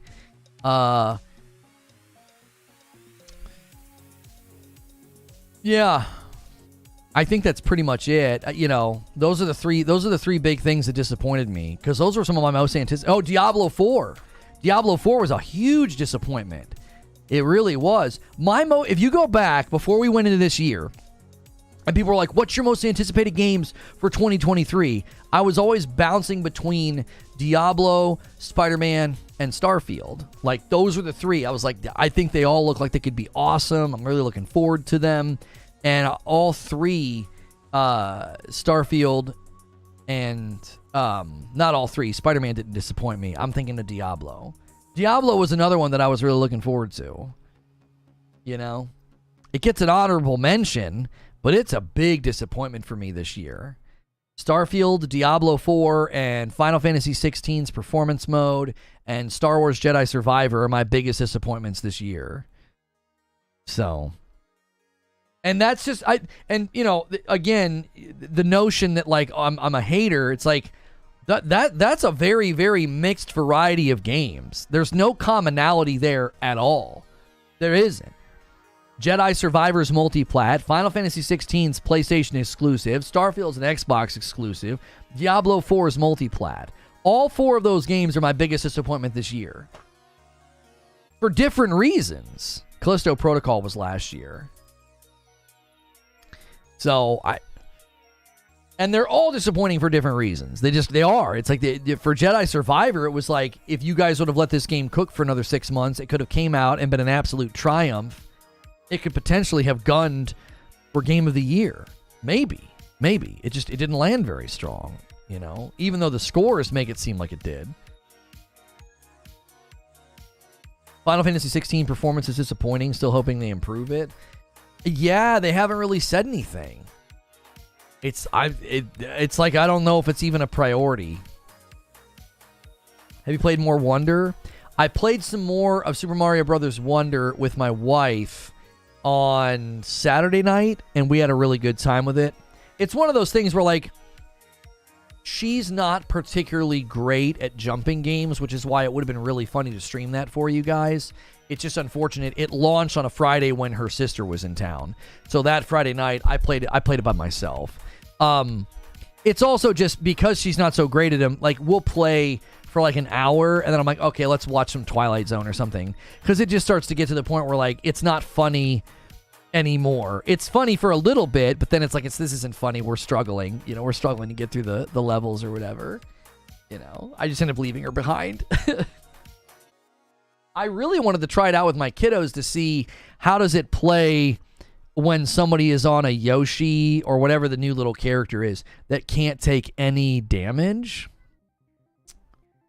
Where does Alan Wake come in for you? Obviously not a winner, but nominee. I think it's one of the nominations for Game of the Year, yes. I think Alan Wake 2 gets nominated. I have, like, a very minor gripe about that first boss fight. It just doesn't seem like they designed it all that well. I feel like some of the grabs are scripted, like they want you to learn the mechanics. So there's times where he grabs you and it doesn't make any sense. I literally came back the next day and I was like, all right, clear eyes, clear head. Let me play this and see if it was my fault. And it wasn't. It just isn't clear why certain things happen. There was a time where he does his grab animation and he missed me and he like hit a tree or something. And then all of a sudden he like roller skated toward me and grabbed again and got me. And I was like, it literally looked like, you know how in video games where like all of a sudden they skip animations and they just slide? I was like, what was that? I'm serious. I think they have like grabs that are scripted because they want you to lose health, because they want you to run around and get the ammo and get the med kit and get the stuff. I'm not spoiling anything. They want those things to happen. There were a couple times where, because you're supposed to like shoot him, it's like 4 times I think, and then you run away after each time. There were a couple times where he like crashed through a wall and instantly grabbed me, and I was like, I don't know if you can dodge that. Like, they feel scripted. And again, I think it's because they want it to sort of teach you this is how hard, the game get. Now, I was told there are multiple reviews out there citing that fight in particular just seems very overtuned, and then the rest of the game's not like that. I saw a couple outlets say this is a brutal introduction to the game's combat. Like, it's brutal. Like, it's like not at all forgiving.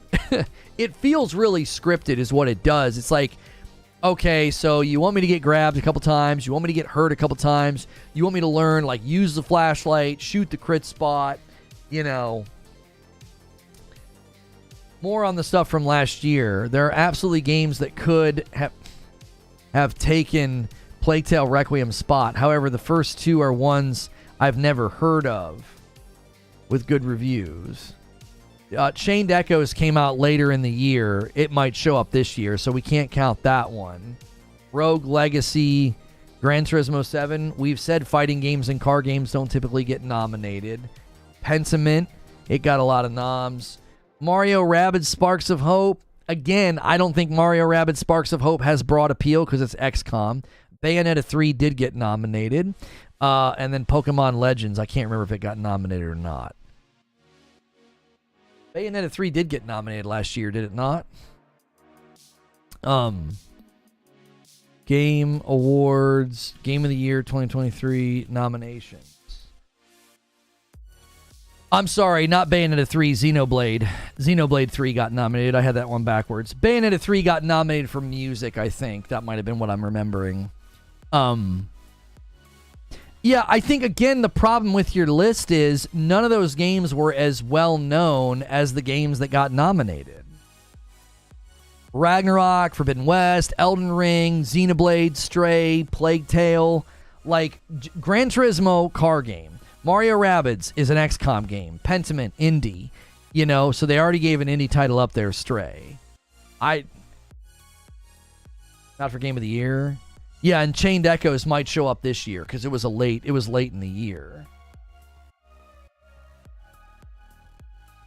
So I'm the Pokemon game. Again, I think the problem with what you're saying, Lone Wolf, is that do Pokemon games typically get nominated? It's like, I wonder when you go to these editorial staff and they're like, okay, we got car games, sports games, fighting games, like Pokemon might be another game where like a lot of the editorial staff is like, I didn't like that, or I didn't play it, or whatever. Pokemon is globally very, very popular, but you have to look at the jury process and consider an editorial staff at these outlets. How many people on staff are just like, yeah, I've never really gotten down with Pokemon. I don't know if have we seen in all of the years, have we ever seen a Pokemon game get a nomination? Right? Like it's like sports games, car games, fighting games. It's like once you get into that vein, there are just certain games that have broader appeal with the outlets. I'm not talking about what deserves it. I'm talking about the way the jury process does this it's going to be really, really hard for certain games to win.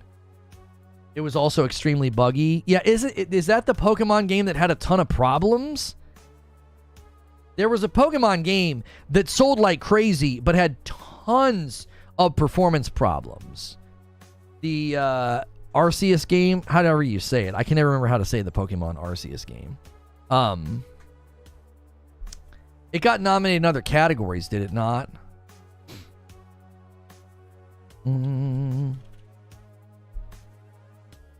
Forza Horizon 5 get a nom?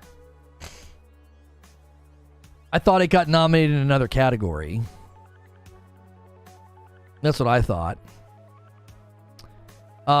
Mobile game, best adaptation. What did Pokemon get nominated for? I thought that Pokemon game got some nominations last year. I'm scrolling through all of the lists. It got nominated for role-playing game. And that looks like it might be it. I think that, again, that's the problem. Like, when you're only going to get nominated in those handful of categories. It didn't get nominated. It didn't even get nominated for well, I guess you wouldn't consider it a family game. It didn't get nominated for soundtrack. It didn't get nominated for direction, art direction. None of those things. Like, that's where I think it's going to be really, really hard to justify a game winning when it gets nominated in one category. I don't think you're proving the point that you're trying to prove, Lone Wolf. I don't. I think you're making it even harder for Starfield to get nominated. Because again, if you consider there is over 100 voting, outlets, and they have editorial staff that get to weigh in, Starfield is ranked so low, I can't see it showing up on enough lists against the 12 games that I listed. Baldur's Gate 3, Tears of the Kingdom, Mario Wonder, Spider-Man 2, Resident Evil 4 Remake, Alan Wake 2. Those 6 are all ranked incredibly high.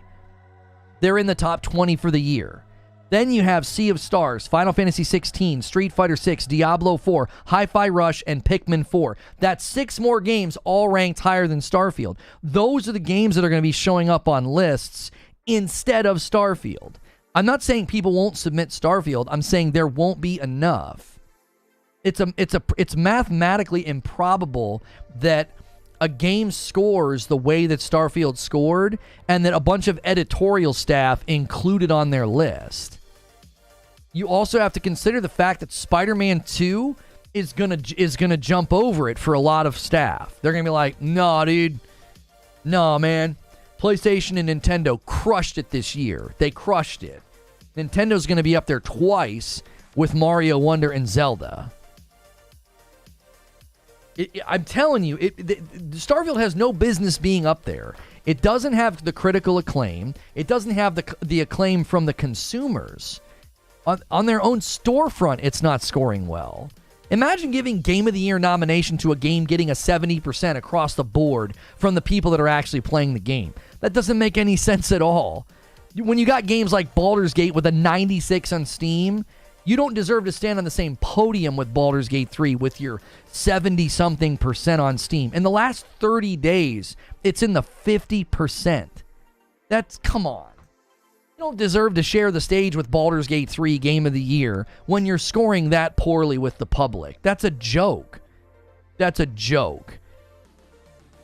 Now, you can look at OpenCritic and be like, but there have been games in the 84 score range, and they're lower, and they got nominated. And it's like, okay, but Stray, again, impacted the gaming world in a very unique way. It was a nice gesture, let's be honest. It was a nice gesture to nominate Stray. And what was the other one? Plague Tale Requiem. Plague Tale Requiem, in my estimation, it didn't deserve to be up there that year. It launched and had bugs and performance issues. It ran like garbage everywhere. I to this day don't know why it got up there. One of my favorite games this year is Jedi Survivor, and I'm consistent. I don't want it getting nominated for a bunch of stuff because it ran like crap when it came out. I think that should count for something. I'm not talking about like a bug.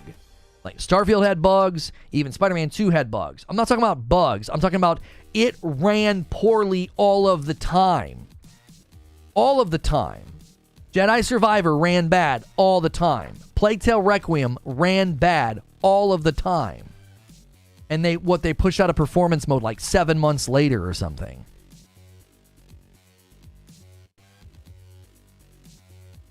It didn't have bugs, it had rats. Requiem is amazing.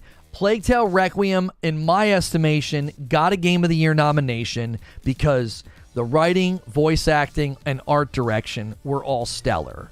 Performance issues aside, Plague Tale Requiem has things in it that are excellent, and that's why it got a Game of the Year nomination. People were like, writing was incredible, voice acting was incredible, art direction was incredible, direction was incredible. What do you think's getting the nom?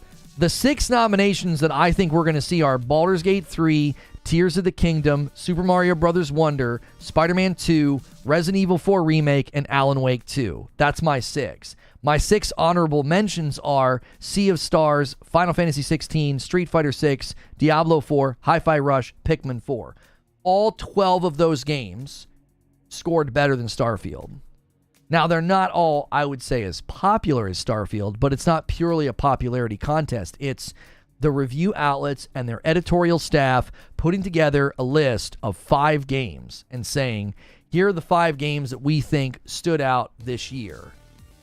Of the 5 games they submit, Baldur's Gate 3, Tears of the Kingdom, Mario Wonder, Spider-Man 2, Resident Evil 4 Remake, and Alan Wake 2, they're going to be a mix of those games on like every list, practically. That makes it really, really mathematically hard for Starfield to show up enough times. Hogwarts Legacy, it didn't rank high enough as a score. I don't think a lot of editorial staff are going to pick it because it didn't score high enough.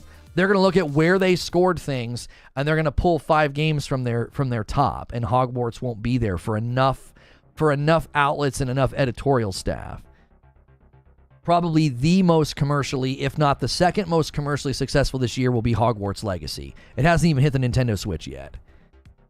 Commercial success is not everything, because Call of Duty would be up there every year if that was the case. It's always the most, even their worst release lately, Vanguard, was still like the best-selling game in America for the year, because it's Call of Duty.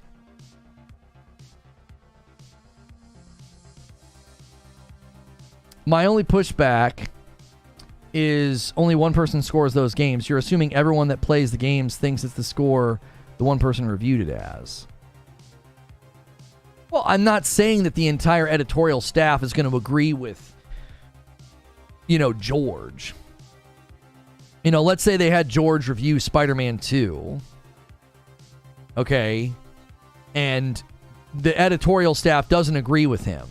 Okay, sure, that might adjust what shows up. That might adjust what makes it on the list. But do you think with how poorly that Starfield's scoring with the public, do you think it stands a chance of like editorial staff around the globe rallying behind it? Let's take the stat that we walked through the other day, where Starfield caused the greatest single-day increase in Game Pass numbers ever, but for the entire month it was out, it sold less than Forza Horizon did in Europe. Now, for the first week, it did better than Forza, but then as the month transpired, it slowed down and fell below. Why do you think that is? Because people started playing it. People started reading the reviews. People started looking at it. Word of mouth spread and heard it. Forza Horizon, the opposite happened, to the point that Phil Spencer said in an interview, being on Game Pass increases sales because of word of mouth. Word of mouth and market saturation of Forza Horizon actually caused its sales to increase and go up. So it had a stronger first month in Europe than Starfield did. Why do you think that is? Because the general public's response to Forza Horizon 5 was stronger and more consistent than Starfield's. Now that is going to have an impact on what you think mathematically across over 100 voting outlets and their editorial staffs. How many of those staff members do you think are going to be like, no, man, Starfield deserves to be on there? It's not scoring well anywhere. Its score continues to drop with every passing month. It would be an absolute sham for that game to be up there with some of the excellence that I just rattled off. It would be a freaking sham, bro. You don't deserve to share the stage with Baldur's Gate 3. You just don't. Clip it. That's hate. Call it whatever you want. In a year that's this strong and this consistent, a game that is scoring that middling has no business being up on a Game of the Year stand. It just doesn't. There's too many games that have come out this year that outscore it, both by the critics who will be voting and the public. And the public. Is the public voting any of the games I listed low? Is it? Is the public voting low on Baldur's Gate 3, Tears of the Kingdom, Mario Wonder, Spider-Man 2, Resident Evil 4 Remake, Alan Wake 2? Are any of those games scoring like disproportionately low compared to the critical acclaim? What about Sea of Stars or Final Fantasy 16 or Street Fighter 6 or Diablo 4, you could argue, is now scoring lower with the public. You could say that. Hi-Fi Rush, Pikmin 4.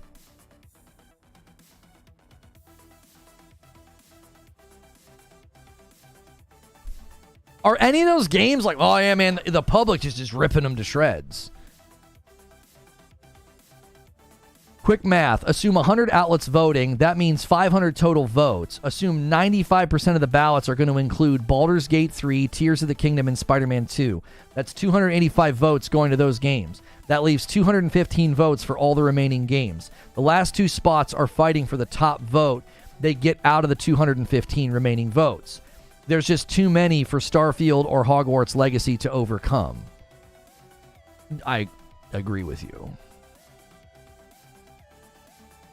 Yeah, the player base numbers speak pretty strongly.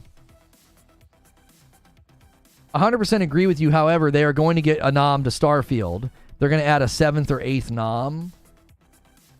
Even if you add a 7th nomination and claim there was a tie, I simply won't believe that. I'm like, are you kidding me? I just listed 12 games that rank better. And you're going to be like, no, yeah, this one snuck in and tied for 7th. Get out of here. The only thing in its corner, I will say this.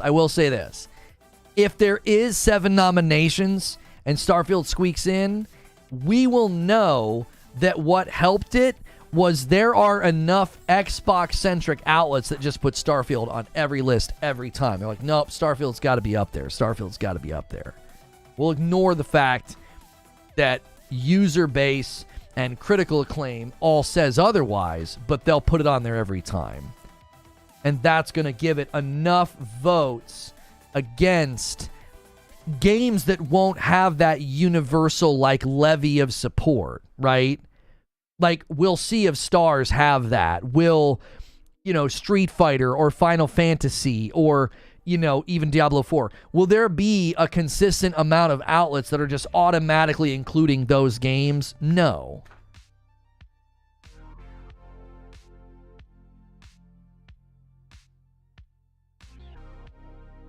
Mario RPG will also get nominated.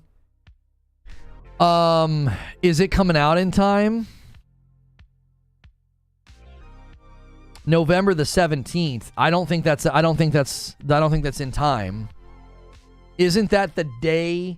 Isn't that the deadline for Game Awards? Super Mario RPG, I think, literally comes out on the day of the deadline. Nintendo, bro. Nintendo's going to make it hard for everybody this year. Gonna make it hard for everybody. They're going to have 3 games in the top. Get the frick out of here, bro. Come on, Nintendo. Let somebody else have a chance. That's the cutoff.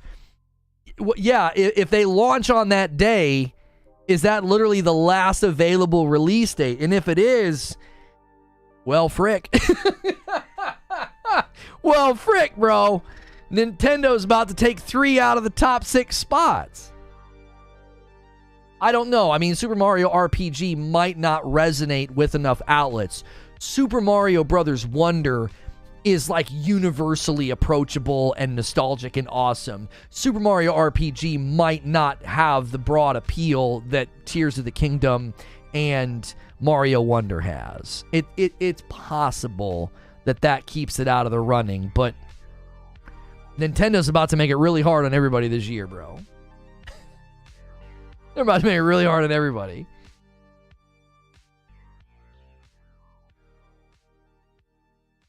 Is this a new blog, Talica? PlayStation's first remote play dedicated device? I'm going to close that. I don't want to drop frames. That article's being weird. Hang on. Okay, today's debrief is going to about...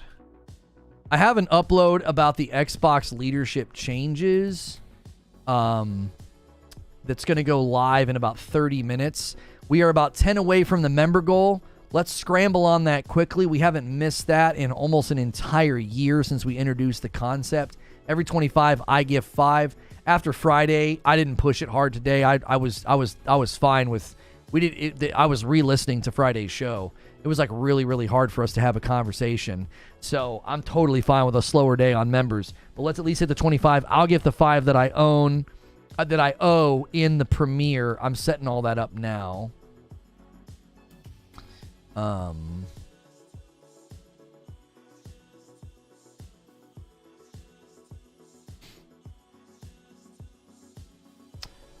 And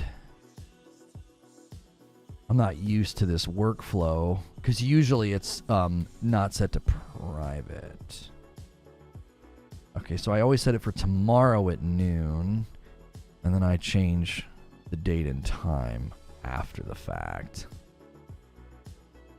Stone Spire sets it up really, really easy for a 10 bomb. That's a nice layup from Stone Spire. Thank you so much, sir. What a nice little easy score. Making it look good. Tempting that 10 bomb dunker.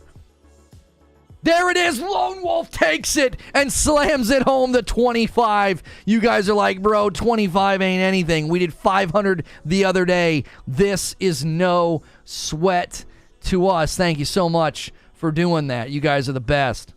And 5 more from Wired Rope. Agent of Chaos says, let's take it to 30. That tempts a 50 bomb. That tempts a 20 bomb to 50. We are now 20 away. That is an Agent of Chaos. Not a bad layup either, Wired Rope.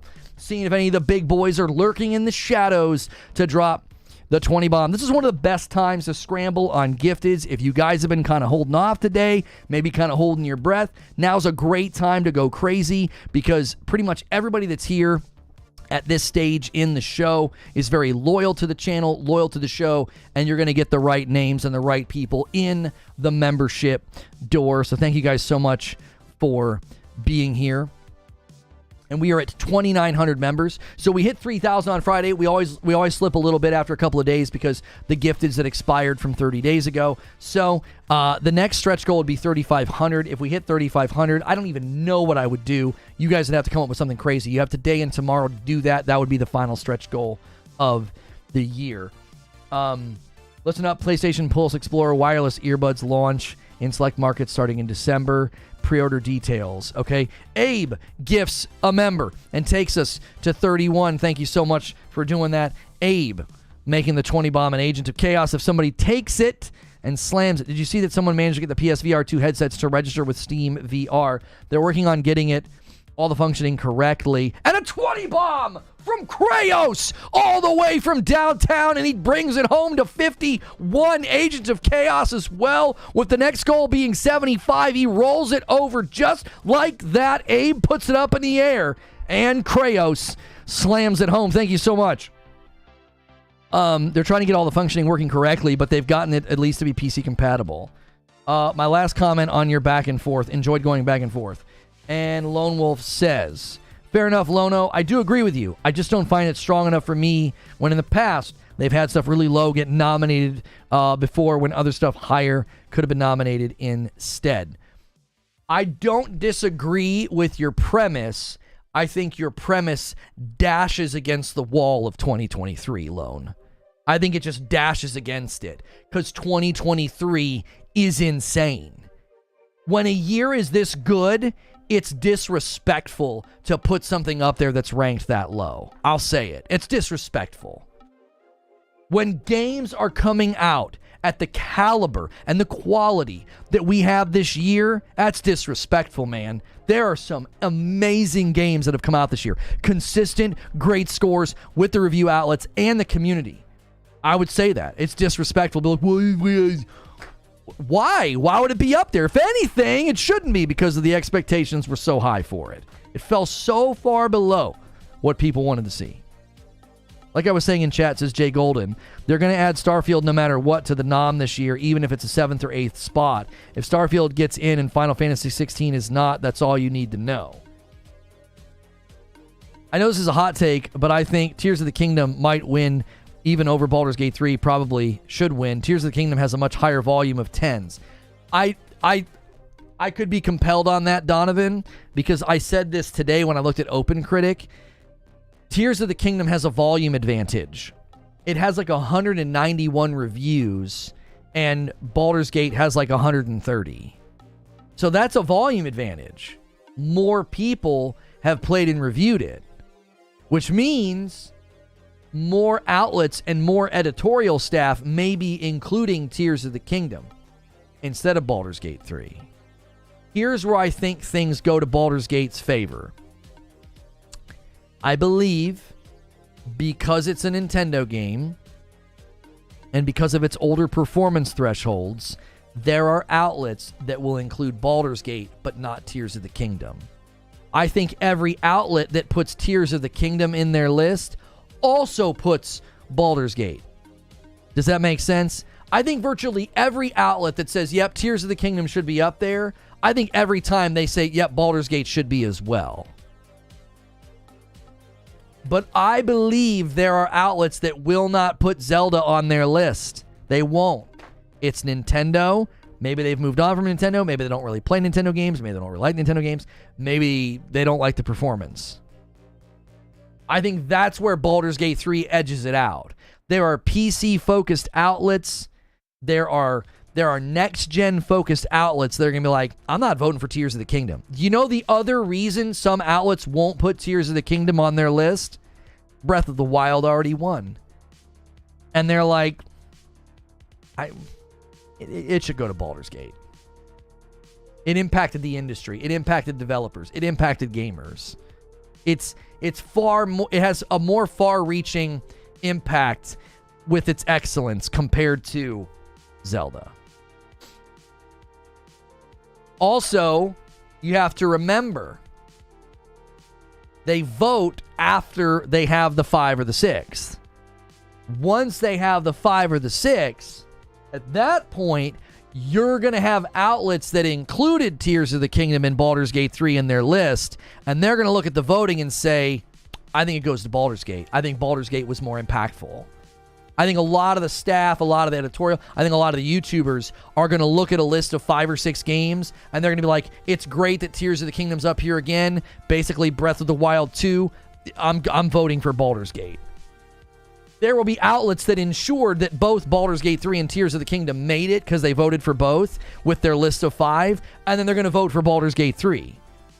Thank you, Thrifty, for 7 months. This year is one of the best years I can remember in gaming. It might be the best. Love the show. Keep it up. Thank you so much, Thrifty. And thank you again to Krayos by himself, just going crazy today with gifteds, and Lone Wolf and Wired Rope. All of you guys still chilling at the top of the chat. Thank you so much for those gifteds. I owe you guys 10 members. I will gift those members in the premiere. In 20 minutes, we're going to go to a premiere about the Xbox leadership shakeup. We'll be going to that in 20 minutes, which is my reminder to switch the schedule of it to today at noon instead of tomorrow. I do that so you don't get like a 30-minute notification.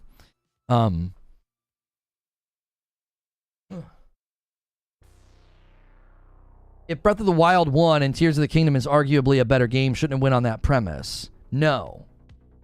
Well, I'll take that premise and I'll reverse Uno card you, Kraos. Parasito with a 10 bomb says, we're not done yet, guys. Let's push it to the next milestone. Thank you so much. I'm going to reverse that logic on you, Kraos. Tears of the Kingdom built on an existing game that came out 6 years ago. So the level of improvement is there, but it's not nearly as big as the level of improvement from Baldur's Gate 2 to 3. There's a 20-year gap between the games. Baldur's Gate 2 to 3? Like, are you serious? Like, from a design perspective, what they let you do in Baldur's Gate 3, there are people that are like, there's no way this is possible. The level of freedom that you have with your choices and your problem solving and your solutions or decisions that you make. I think that makes it to where Baldur's Gate 3, even within the realm of upping the design level of a game from its previous title, Baldur's Gate wins.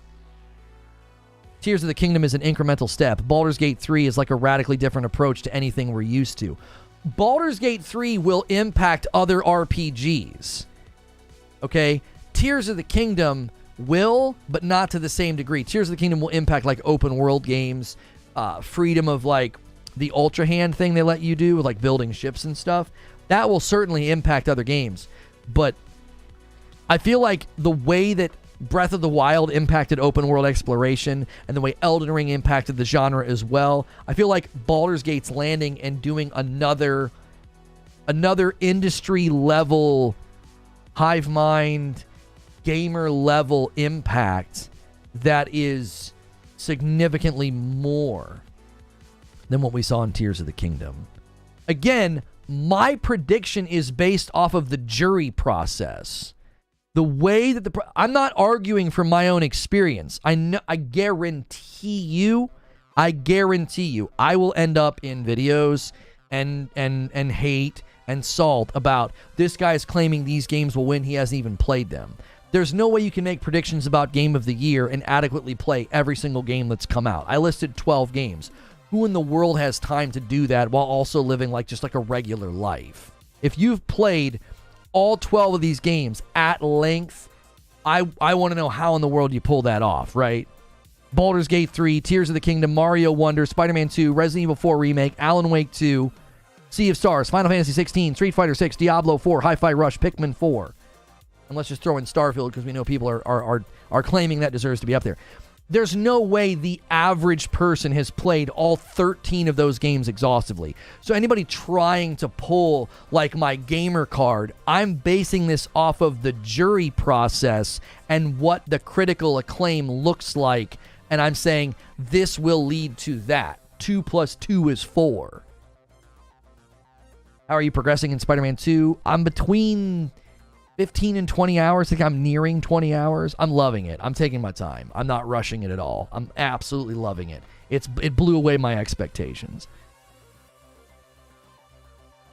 Some of those hate videos bring people. I don't care about the videos. I just anticipated that. Like, I knew people were going to try to pull the, he's not played the games, he doesn't know what he's talking about. My entire argument and premise is built around the method that the Game Awards uses. And then all you got to do is look at the critical acclaim and where the outlets landed and come to a very easy conclusion. These are the games most likely to show up in the nomination for Game of the Year.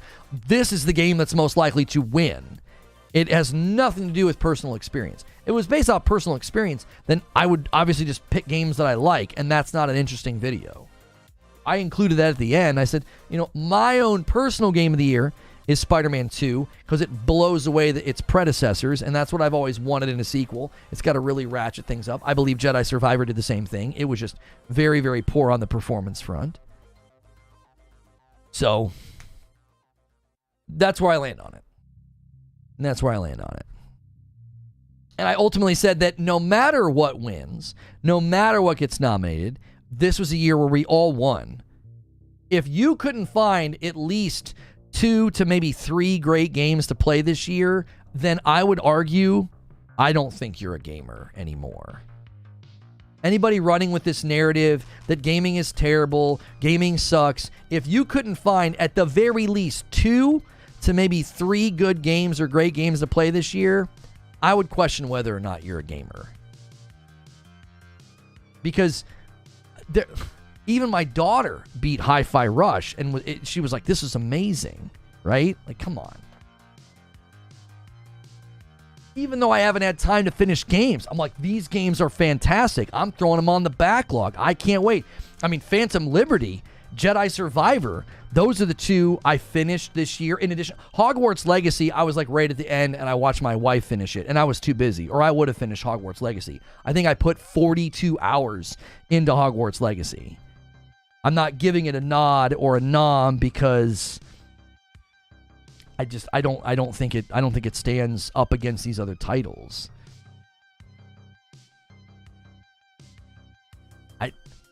If you couldn't find amazing games to play this year, some great games to play this year, I don't know what you're doing.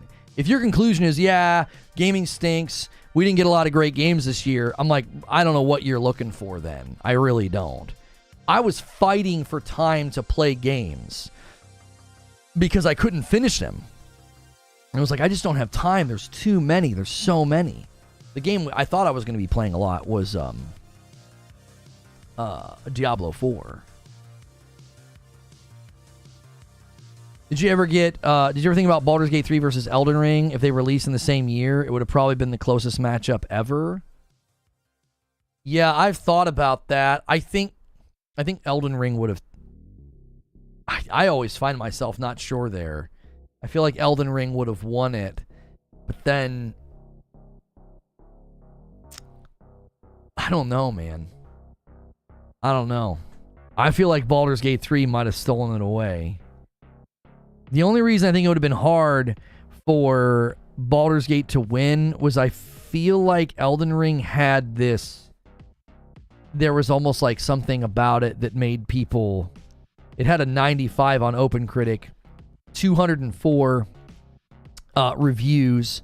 Baldur's Gate's got 131 reviews and a 96. I feel like Elden Ring would have won by volume alone. It just felt like more people would have chosen it. Just volume alone. Now, some of that's not fair. Baldur's Gate 3, its quantity of reviews is lower because it didn't like land multi-plat the way that Elden Ring did. Like, Elden Ring landed on old consoles, like, so there were way more outlets reviewing it, way more people talking about it and playing it. I think it would have won by volume alone. It just, there were more people playing it, talking about it, reviewing it. It would have been almost impossible to beat it. Baldur's Gate would have given it a run for its money, though, that's for sure. I think it would have won not by quality, I think it would have won by quantity. There would have just been more outlets and more people that were like, this thing was awesome. It was on more platforms, has more reviews. It's going to win. It would have won off volume alone. Eugene says it's not slowing down either. Next year's looking to be insane. What's got everybody so excited about next year? Like, what is it? I'm not seeing enough confirmed things like Final Fantasy VII Rebirth and Helldivers and the Peach game and Donkey Kong, the Mario Donkey Kong game. And then people are assuming we're getting Hellblade 2. People are assuming we're getting Avowed. What else? Are we assuming Death Stranding 2 is next year? Maybe that Nightingale game? You guys listed a few earlier. Rise of the Ronin, Phantom Blade. I don't think next year comes even close to this year. That's what I was saying, Wheezy. I was like, I don't think we're ever going to have a year like this again for a long time because this year benefited so much from surplus of delays. So many things just got tipped over into this year and flooded this year. GTA 6, Wolverine. I don't think we're getting Wolverine next year. I think they're going to give Insomniac some more time with that one. I think they're going to lean on somebody else next year. One of the other studios has got to step up. Come on. What are they all working on? Space Marine 2, Stalker 2, a new Resident Evil, Nightingale scheduled for next February. Some think Wolverine's next year. I'm super skeptical about Wolverine. I don't know. That doesn't make any sense to me. GTA 6, good one. According to their own financials, Wheezy, they're anticipating making a ton of money in the next fiscal year. What else would they be talking about? Like, what else? Where else would the money be coming from? What are they going to do? Are they going to do something with GTA Online that we're not anticipating? Ghost of Tsushima 2 could be closer than we think. That would be such a pleasant surprise. I would lose my frickin' mind. I would be so excited. We're definitely getting Hellblade 2. I'm pretty confident that we're finally going to see Hellblade 2 release date. Fourth quarter, probably. Yeah, Hades 2. Silk Song's probably coming next year. The new fiscal year continues into 2025. Okay, so at the latest, GTA 6 could roll over into first quarter of 2025. Okay, that's true. That's true. That their financial report does allow for that. I'll give you that. I'll give you that. So, okay, we don't have a guarantee of GTA. Dragon's Dogma 2, Crimson Desert, Black Myth Wukong, Death Stranding 2, Assassin's Creed Red, Phantom Blade 0, Stellar Blade, Rise of the Ronin, Silk Song, Lost Soul Aside, Project the Perceiver, FF7, Hades 2. That's a pretty good list that the Virtuvian man just put together. That's a pretty good list. That's not bad. We're going to be eating good. Yeah, I know. That sounds pretty good. Capcom's dropping something first quarter. Yeah, Concord's supposedly supposed to be next year. Jazzification jumps in as a VIP. Guys, in about 7 minutes, we're going to go to a premiere, okay? 14 more members will take us to 75. I'll owe you 15 members. If you are at the standard level membership and you're paying for your own membership, okay? If you on your own are paying $5 a month, you can upgrade for $1 to $6 a month, and it's a Reforge writer. You are then a Reforged writer. You come to the writer's room every day and you help us write the next day's shows and uploads. People have been loving that. We literally took a discussion and an idea from the writer's room and we made a show. The Alan Wake 2 Where the Xbox Reviews show was born in the writer's room. You can literally impact what we do here. If you just keep the standard membership or you get a gifted, you can come to the debriefs every day. That's basically after the upload. Okay? So all of the content is, you'd want to be at VIP. But if you want to do the daily debrief and the writer's room, you can bump up for the $1. And Roro Raven with a $5 super chat tip says, I'm still holding out hope that Kill the Justice League is going to be great. Thank you for the $5 super chat tip. Monster Hunter 6 should be next year, but I don't think next year comes close. I actually think, Wheezy, it's going to be a step down, but it might not be as big of a step down as I was originally thinking. I think it'll be a little bit thinner. I don't think it'll be as jam-packed. Like, I don't think we're going to have a Spider-Man 2 Super Mario launch on the same day. Like, what the frick? Like, we're not going to have that. We're not going to have two of the biggest IPs in the world land on the same day. I just don't think that's going to happen. Like, we're going to have Pokemon and Zelda. Like, I don't think that's happening. I don't think it's going to be so full that two of the biggest IPs in not just gaming but in the world land on the same day. Like, Mario and Spider-Man are so globally recognized. Like, that was insane to me. I don't think we're going to have that level of punch, but I still think it's going to be a really good year. I still think it's going to be a really good year. Next year is going to be better for you. I actually think there's more games up my alley next year, more of the third-person action adventure, open world, action RPG, third-person open world, like those kinds. Like, I definitely think I'm seeing a lot more next year that's like in my sort of my vein. Like this year, Baldur's Gate 3, not my cup of tea. I mean, I would have tried to have played it, but my wife just wasn't, she's just super busy. Once school starts with the kiddos, it's really hard for us to play a game like that in the evenings. And it would take us like a year to get anywhere. Jazzification says, guys, let's not stop. We got 5 minutes. Let's hit 75. He takes us to 72. Thank you so much. That wasn't really my cup of tea. Resident Evil 4 Remake is beautiful, but I wasn't vibing with it. Sea of Stars, not my cup of tea. Street Fighter 6, not my cup of tea. Pikmin 4, not my cup of tea. Diablo 4, sadly, was my cup of tea and fell down the dadgum stairs. So, yeah, I think next year does, as you guys list all those titles, they do sound a little bit more up my alley, you know?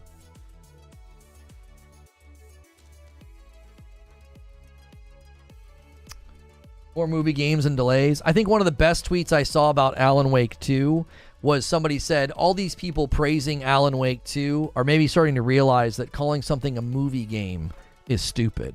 They can, like, games that are cinematically driven can be amazing experiences. So, I do think it's funny that, like, Alan Wake does deal in the tropes of what so many people criticize. Walking simulator, a movie game, and it's like, you guys are really digging Alan Wake 2? Maybe these are not pejoratives, but these are things that can make a game really good. Yo, Next Doc with 6 months says, thanks for the grind, Lono. You spend a lot of time with us. It doesn't go unnoticed. Thank the family, too. No problem, Next Doc. I appreciate that. All right, guys. 3 minutes. You've got 3 minutes before we go to the premiere. If you're trying to push some members, your clock's ticking. If not, no worries. I'll put a link in chat. We'll go over to this premiere. I can tell Lono really wanted Survivor to be good. It was good. It just launched too early. I hit Twitter with that exact bar yesterday. Yeah, was that you, Lobo, that sent that tweet? I saw a tweet and I was like, huh, that's a really good point. Suddenly a slow-moving game where you do a lot of walking and there's a lot of cinematics. So suddenly that's a good thing. That's interesting. When Kojima does it, it's boring and lame in a walking sim. Okay. All right. Well, we'll remember this. Broken Games, he didn't like it at all. He doesn't like Kojima's approach to games. He was harsh. He's out here slandering Kojima. He's welcome to his opinion. If that's the kind of games he doesn't like. But that man's out here slandering Kojima. He was using Kojima as an insult. He's like, this game feels like it was made by Kojima. And I'm like, is that a bad thing? Is that a bad thing?